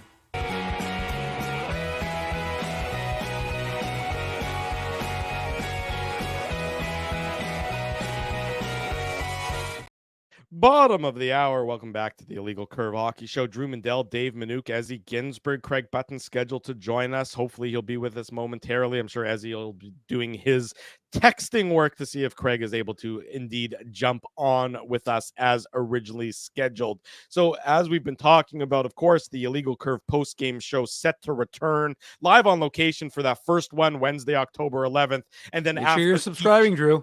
Be sure to subscribe. Yes, subscribe to our YouTube channel if you're not already doing so. While you're at it, smash the like button on today's show. And then, of course, we're going to be doing it after each and every Winnipeg Jets game, all 82 games over the course of this 23-24 season. We'll have some fun. We'll have some nights where things aren't as fun, but whatever it will be, we will be honest with you, our audience. And I believe, not yet official, but we're working on it. We're going to be able to bring coaches' comments live during the post-game show tonight, or when the team is at home. So the home games, the Coach Rick Bonus, his post-game comments will be aired live here on our post-game show. Either live or we'll have them shortly after. That's right. If not live, it'll be shortly thereafter. So we'll be sure to be able to bring that to you during our post-game show this year courtesy as well. of our photogs, Colby Spence and Alex James. Big shout out to Colby. He's going to be in Calgary for Illegal Curve on Monday, shooting the Jets and Flames preseason game. So Colby is out enjoying himself, getting a little R&R, some photos in BC, in Alberta this year, and he's going to head to Calgary on Monday for that game. There you go. So looking forward to bringing you some more great content once the regular season begins. And Luke Parrott, we got to give a shout out to Luke. Luke is joining us. He's a young photographer here in Winnipeg. He's shooting some, possibly some moose for us, and he shot some of the training camp and some of the development camps. So Luke Parrott, big shout out to Luke as well. Exactly. So, be sure to follow us on our Instagram feed, on our Facebook page, and of course the website, and on Twitter/X, whatever the hell it's called. So the website. The groups are out, Drew. I'm sorry? The new groups are out. Day 11. We've got if we go out, you could. The new phone books are here. What are you talking about? What do you mean the new groups? The pairings. The Jets haven't made any cuts yet, but they've broken up the groups. So we now know that the main group is made up of 28 players, and the smaller group is made up of, I think, hold on, let me just do some basic math, 17 players. And there are 5 guys who are currently missing from the group in Jets training camp. One group gets going at noon, which are open to the public. So if anybody wants to go to Hockey for All Center, you can go watch those. So there's a skate at noon and there's a skate at 2. And it's just interesting, as you and I were talking during the break, about some of the different guys who are in Group 1, which is the more veteran group, versus Group 2. And so I'm seeing it up on my screen for now. For those fans of Parker Ford and his game, we talked about him. He's a young 23-year-old forward who's been really impressive in training camp and preseason. He's in the main group with the NHL regulars. As Dave mentioned, obviously the first group has more of the NHL regulars. So interesting to see Parker Ford in there. Axel Jonsson-Fjällby's also in that group. Well, so what do you make of Jansen Harkins being in Group B, which clearly looks like it's more of an AHL a group when you compare it to Group A? I mean, if you're Jansen Harkins, and maybe this has something to do with the fact that you played last night in Ottawa, but don't you have to be a little bit discouraged that you're in that Group B right now versus the Group A? And, maybe I can even bring up the groups on the screen so people can sort of see what I'm talking about here. You guys talk about that while I try and bring this up, okay? Well, sure. I mean, I think it's definitely interesting to see that Jansen Harkins and Dominic Toninato are the 2 guys who are the more veteran. Brad Lambert, Chaz Lucius, Jeff Malott, Christian Reichel, Nikita Chibrikov, Ezzy, those guys being in Group B is not a huge surprise, as is Sautner and Lundmark and Bauer and Salamonson and Kuzman, Drew Mindell show right there, Artemi Knizev and Dean Stewart. So those guys being in Group B, not a huge surprise. You need a little zoom in there, I think, Drew. Along with Oskari Salminen and along with Thomas Milic. So those are the guys who, you would expect for the most part. I mean, I was a little surprised that Jeffrey Veal went up to the main group, as did Axel Jonsson-Fjällby and Parker Ford. Those are really, of the main guys, those are the guys you were kind of those bubble ones. And I'm a little surprised Jansen Harkins wouldn't be in Group A, but again, obviously he's just not has that same level of I don't know, favorite. I don't want to say favoritism. That's the wrong word, but he just doesn't have the same level of commitment, I guess, from the coaching staff right now. And yeah, it looks like, unless Drew, it's because they played last night, but some of those other guys played last night as well that are in Group A. So look, it's not a huge surprise to me, but again, like I would have thought you'd throw Harkins in there just to keep him on that kind of bubble. But again, look, waivers is as we once heard from one of the President Bushes, I believe it was the number 2, strategery. It's all about strategery in terms of trying to get waivers and figuring out what was his LSAT score? So I think from that perspective, you just have to be aware. Like the Jets got burned with Johnny Kovacevic last year. They're going to have to try and, finagle. Look, Colin Delia, I thought, has looked pretty good in net. Of course, it was only the one game he played against the Oilers. But he's another guy you're going to have to get through waivers. You're going to have to get a lot of these guys through waivers. And look, teams don't have a ton of room. We've seen it with the Winnipeg Jets, of course, with injuries that as he plays into it as well. But I think you've got a situation where you have to factor in that, hey, these guys you're going to have to try and get them down because you don't want to lose all of these guys, right? Like the Tornados and the Harkins. You do need to have your AHL club, which is going to be young with the Zhilkins and the Chibrikovs and the Lamberts and the Luciuses. You need to offset that with some of those veteran guys like Toninato and Harkins and Axel Jonsson-Fjällby.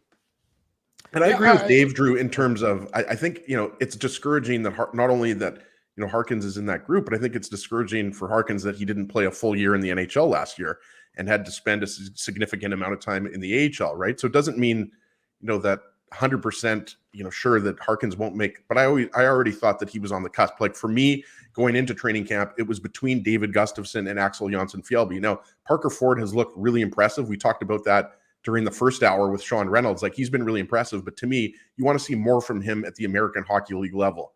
You've only had a cup of coffee at the American Hockey League level. So could Parker Ford be your 13th forward? Sure. But, for me personally, Gustafsson's got the inside edge, and then probably Axel Jonsson-Fjällby, because of what he did on the fourth line last year. He has an outside shot, and, maybe the Jets go with, 2 extra forwards and 1 extra defenseman. But as we know, it's more likely that they go with 2 extra defensemen and 1 forward. And I think those extra defensemen, there's a good chance that's going to be Declan Chisholm and Ville Heinola. But then again, you're going to have to put one of those Stanley and or Capobianco on waivers. Yeah, but I mean, again, I'm fine with that. I'm fine with one of those guys going on waivers. I'm particularly fine. Capobianco, I mean, I think it would be. I mean, he spent most of the year last year in the press box, and sure, you're never thrilled about not playing, but he gets an NHL salary, he gets to live an NHL lifestyle. So, and that's exactly sort of, he knows where he's at this stage of his career, and he'll likely would be. I imagine the Jets, would put him on waivers. And again, we talked about the Logan Stanley question. We've addressed it enough. I mean, I'm on record as saying the Logan Stanley experiment needs to end. And Drew Capobianco has a groin issue right now, so he's not really a factor in terms of he's injured anyway. So you don't have to. You kind of kick that one down the road a little bit. Mm-hmm. Which is actually probably a bit of a blessing in disguise that a team's not going to put in a waiver claim on a guy who might not be fully healthy. I mean, I think that you are not that I ever really thought he was going to be claimed last year. That's why I never understood it last year, and I don't think I'd understand it for a second year, potentially losing a young defenseman in exchange for a veteran like him whose ceiling Capobianco might be claimed, Drew. I'm not saying that with 100% certainty, but just because of the fact that he's a guy that's versatile and he's a veteran, right? What is he, 26 years old at this point? I'm just saying for like a younger team that might have some injuries on their back end. Same thing goes for Logan Stanley. I think Logan Stanley will be claimed. I don't have any doubt about that. I'm confident in saying that I think Logan Stanley would be claimed. But at the same time, I'm okay with that. He's not going to. There's no more room for his game to elevate here in Winnipeg. It's come to a conclusion. It had come to a conclusion, I would have argued, last year when I didn't think it would have been a big deal had the Jets traded him or the Jets lost him last year. I think that it's just time for the Logan Stanley not even an experiment, because it's not an experiment. It's just time for it to move on. Other players have just passed him on the depth chart, right? That's a simple, like Dylan Samberg beat Stanley out effectively for that third pairing job on the left side. Mm-hmm. And now you've got Declan Chisholm, who's now past Logan Stanley. Like, let's be honest here.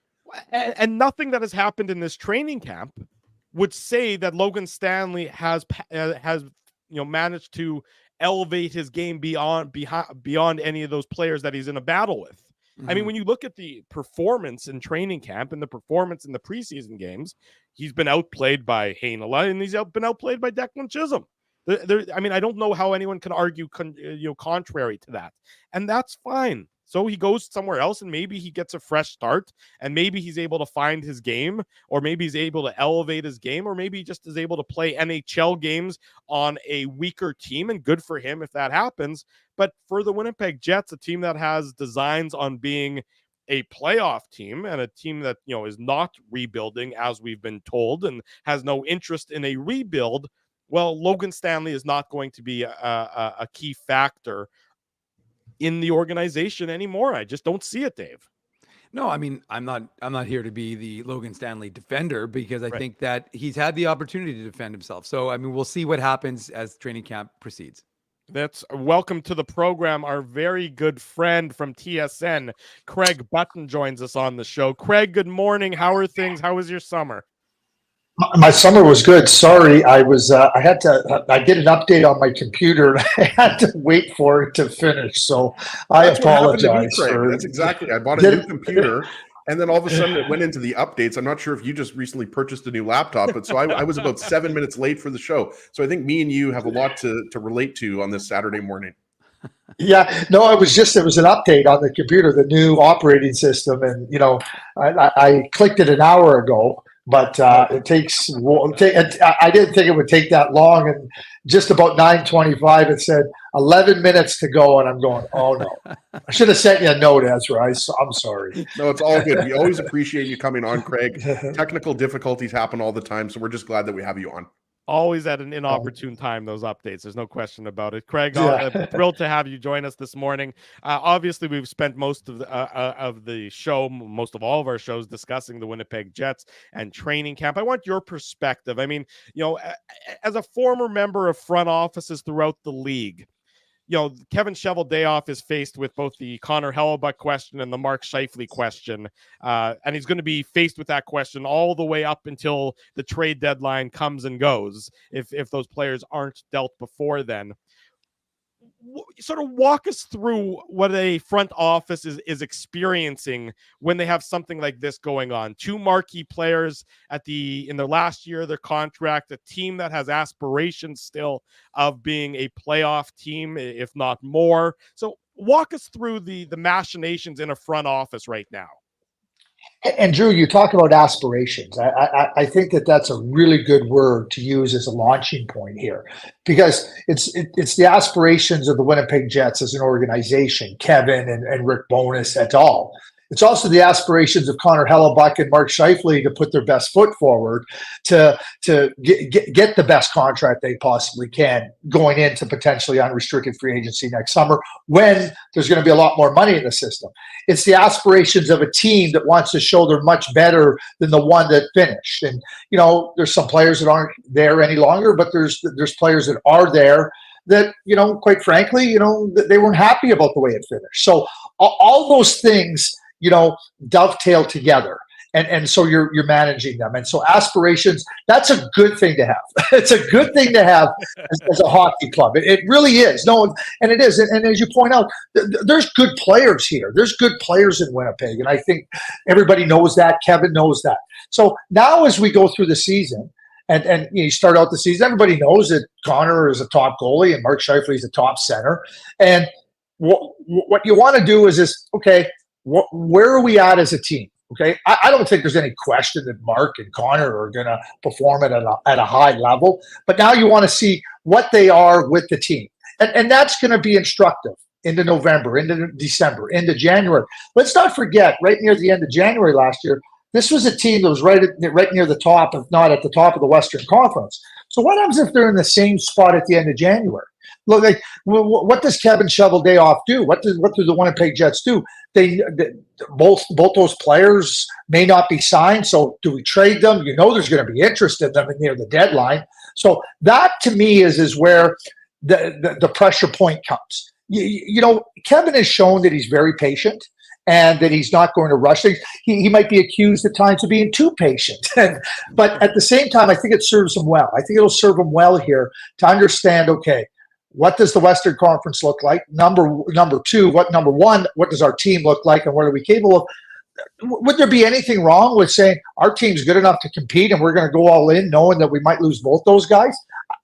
I don't necessarily think that's a bad approach, but you have to go through the first 45, 50 games of the year to really understand where you're at. Obviously, and this is my own take on it, if the team isn't showing a capability and I think they'll be right on. I think they're a playoff team.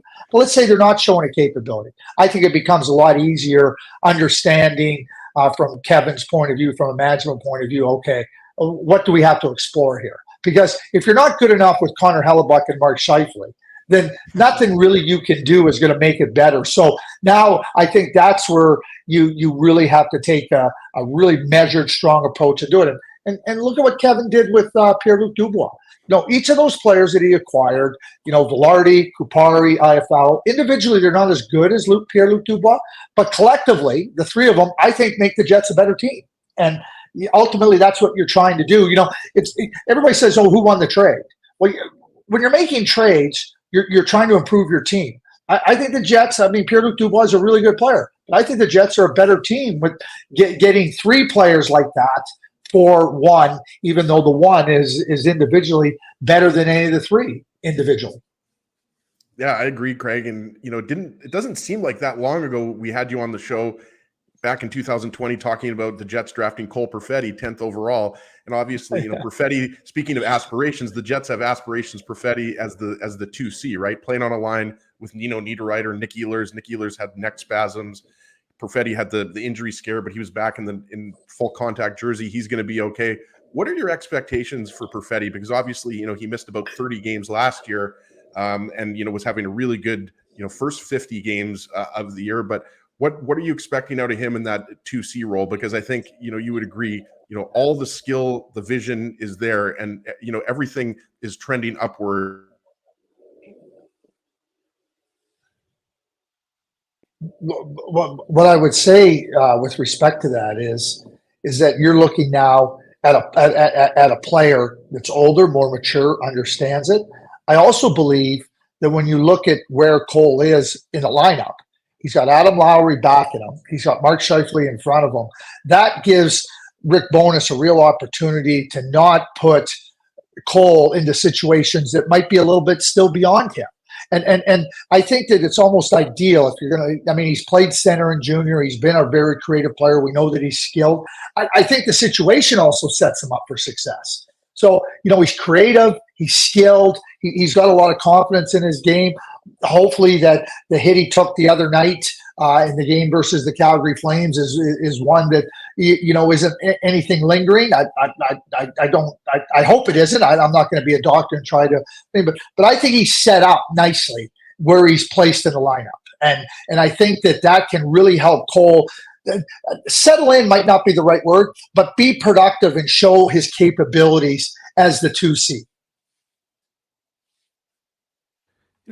Craig, since 2009, when the Jets drafted Ville Heinola, and he played all those games, and there was a lot of excitement for him. So now, of course, then he has to have some time in the AHL. He marinates. Not a big deal. Not a bad thing for a young player to get some experience. The question for us, and it's one we've been talking about throughout the course of this broadcast, is when I talked to him at the end of the season with the Moose, his attitude was, I have to go home and have a great summer in Finland, and I can't let the Jets remove me. Even though my waiver status essentially says I'm easily sent back down to the Moose this year. So if you're Kevin Cheveldayoff, and Rick Bowness talked about it throughout the course of this training camp, the first 10 days, he needs the best team, whether a guy is waiver exempt or not, and how that factors in. But we know still those things do come into account when the management is talking. So if you're the Jets and you have a player like Heinola, who's done all the right things at the AHL level, and now looks like he's ready for at least that 7-8 role. I'm not saying he's going to supplant any of the top 6 in the Jets, but at least that 7-8. What do you do? Because he is waiver exempt and it allows you to punt it down a little bit. Yeah, and so that being said, like, it's amazing. We talk about 2019. Ville Heinola was drafted. 2020, Cole Perfetti was drafted. We're talking about 22-year-old and 21-year-old players, young players, and yet we're impatient. We want to see them do it because they're first-round draft picks and everything. Every player is going to progress at their own rate. I think Ville has always had a real sharp mind for the game. We've seen him skate and make plays. The physical maturity was something that was going to have to come for him. I was watching the game last night versus Ottawa, and Kevin Sawyer was talking about Ville Heinola, and he looks bigger, and he looks like a player that can handle some of the challenges defensively and some of the heavy lifting, so to speak. And I think that's what you want to see for a young player. The fact that he is waiver exempt, it gives you the opportunity, if you want to keep him as your seventh defenseman, right? I think what you have to really do with Ville is say, listen, if he's in your plans, you can't misconstrue. If he's in your plans, tell him you're in his plan. But here's what we need to do this year. You know what? There's going to be times you're going to be playing with us. There's going to be times where you might not be dressing with us. There's going to be times where you're playing in Manitoba, because we need you to keep moving along that path. And I think you pick your spots, where all of that fits. And, you don't want to give up on a young 22-year-old defenseman, especially a young defenseman that you thought highly of by drafting him that high. You look at him, you look at Declan Chisholm, like Dylan Samberg, they were very patient with.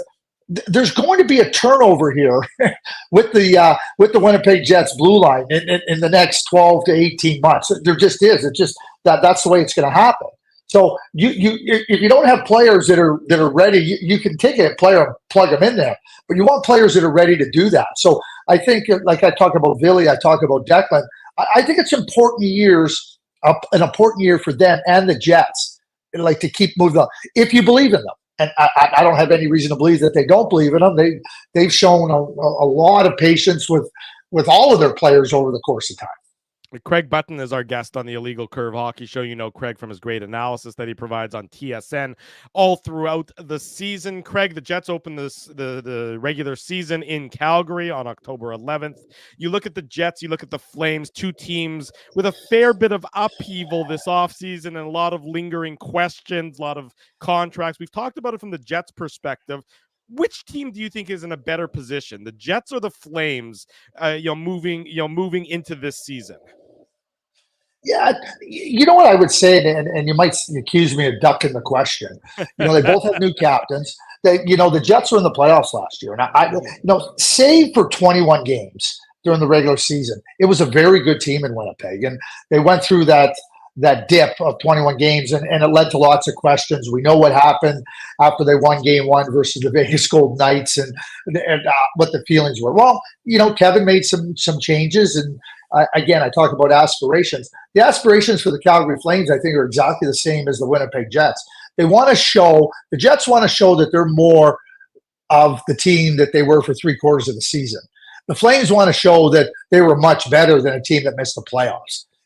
Michael Backlund, longtime Flame, is the captain. Craig Conroy got him signed. There's a lot of questions at the end of the year. What are these guys going to do? And Craig's just, working at it, gets Backlund signed, working at trying to get some other players signed.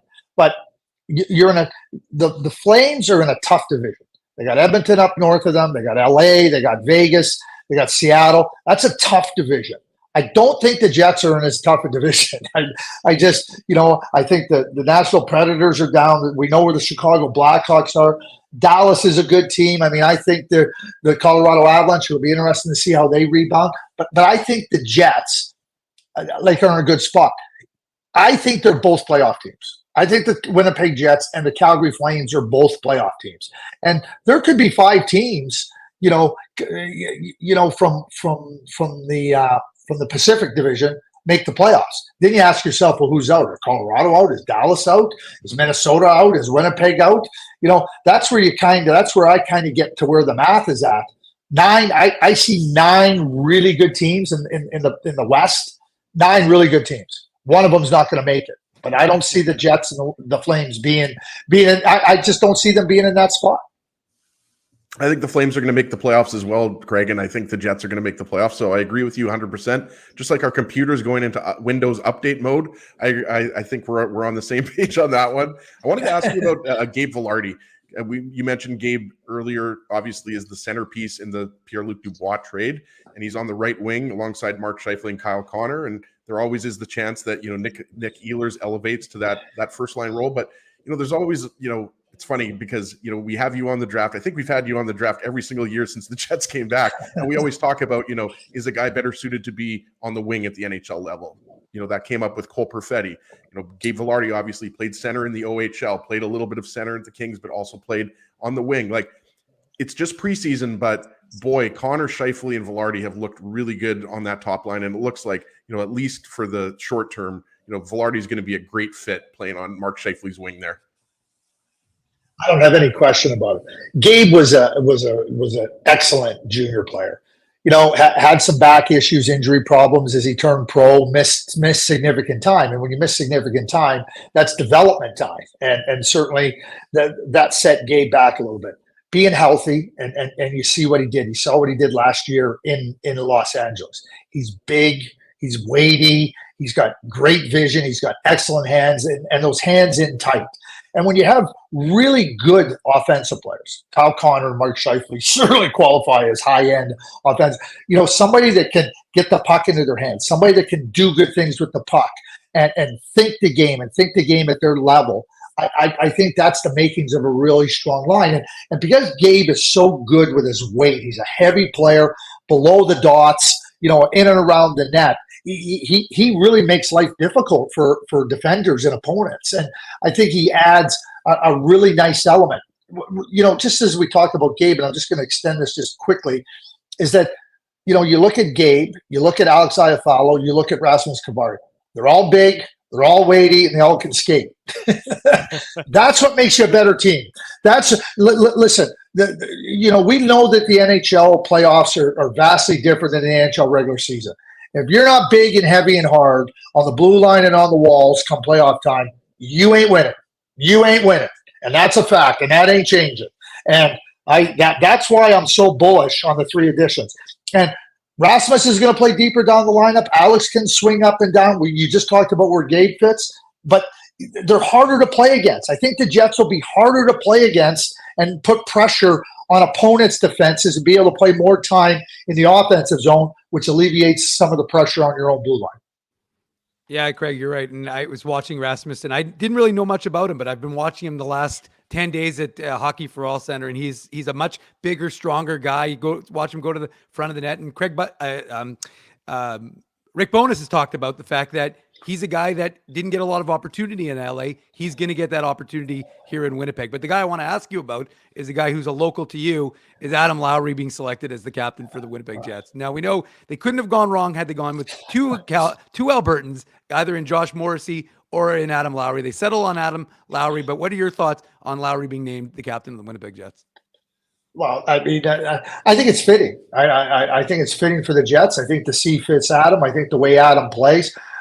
Kevin Sawyer talked about Winnipeg being a hardworking, city that really prides itself on players that, represent a hardworking element, a really determined, competitive approach.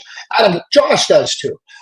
Josh and Adam, you couldn't go wrong in selecting either one of them. But, I think Adam, with the fact that he is the captain, it's not up to one person. There'll be a group that'll be asked to lead. But to me, Adam embodies everything you want in a captain. Think about the fight last year with Ryan Reeves. Ryan Reeves in Minnesota is running around, and Adam says, "Not on my watch, not here." And it wasn't about, "Am I going to beat you?" It was about standing up to the challenge. Captains, leaders stand up to the challenge. I was at a dinner the other night, and Mark Messier was talking about, winning, and it says it takes everybody to be all in.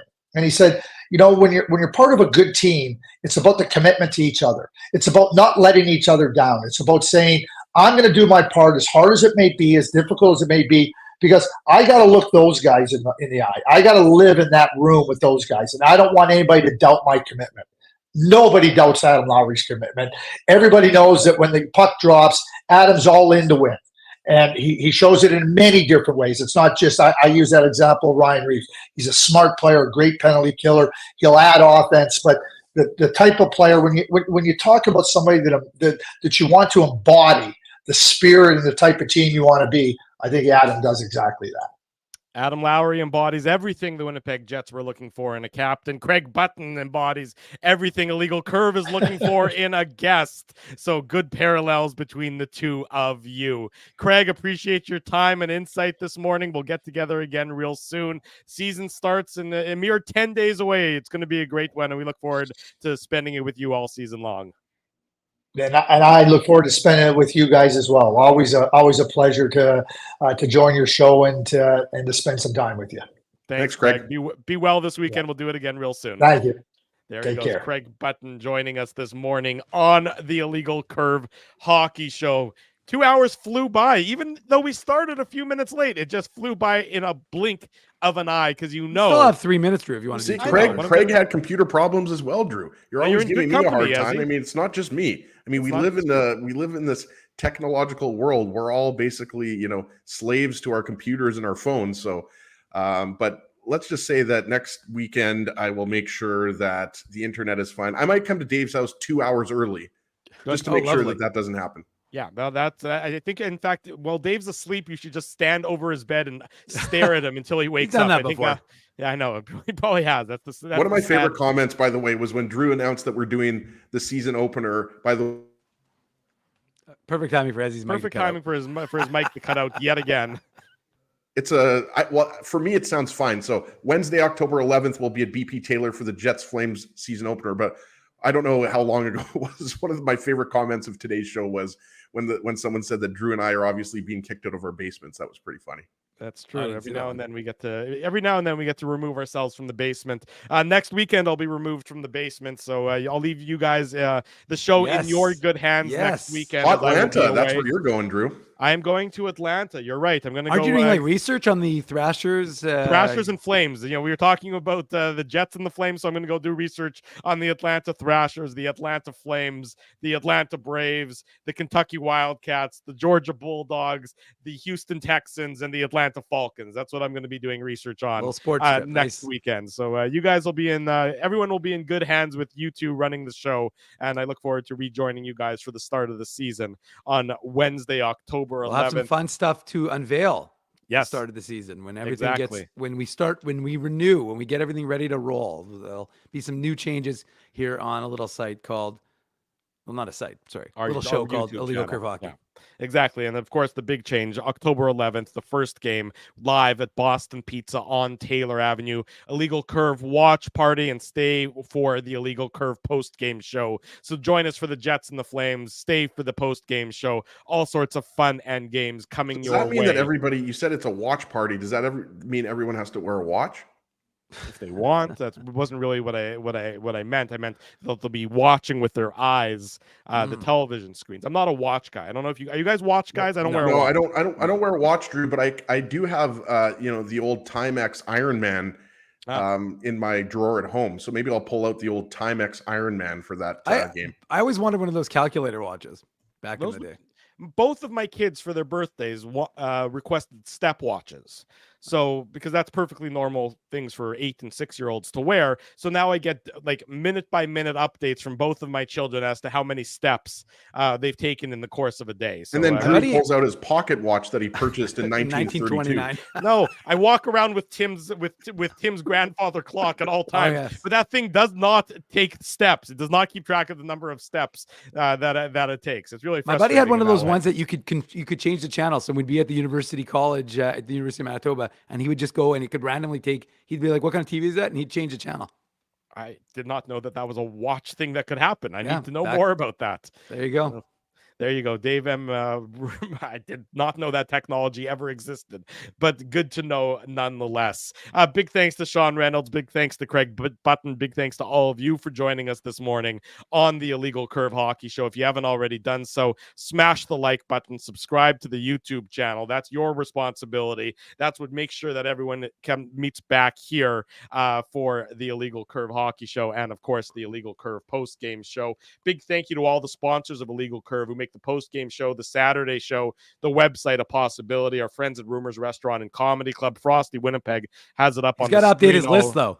Yeah, well, no, it's pretty close. It's pretty good. Ariel Elias had Rumors tonight, originally from Kentucky. So there you go. It's like everything is coming full circle for me, the comedian at Rumors from Kentucky, as is, of course, as you all know, my wife.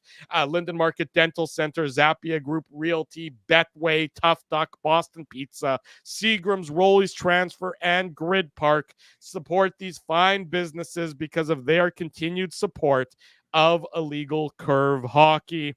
We'll see you back here next Saturday. As a reminder, illegalcurve.com updated all week long with your latest news and information from Jets training camp and preseason games. And of course, our social media at Illegal Curve, wherever you may be looking for us. For Dave Minuk, for Ezra Ginsburg, I'm your host, Drew Mindell. Thanks for joining us. If it's Saturday, it's the Illegal Curve Hockey Show live on YouTube and all of our social media platforms.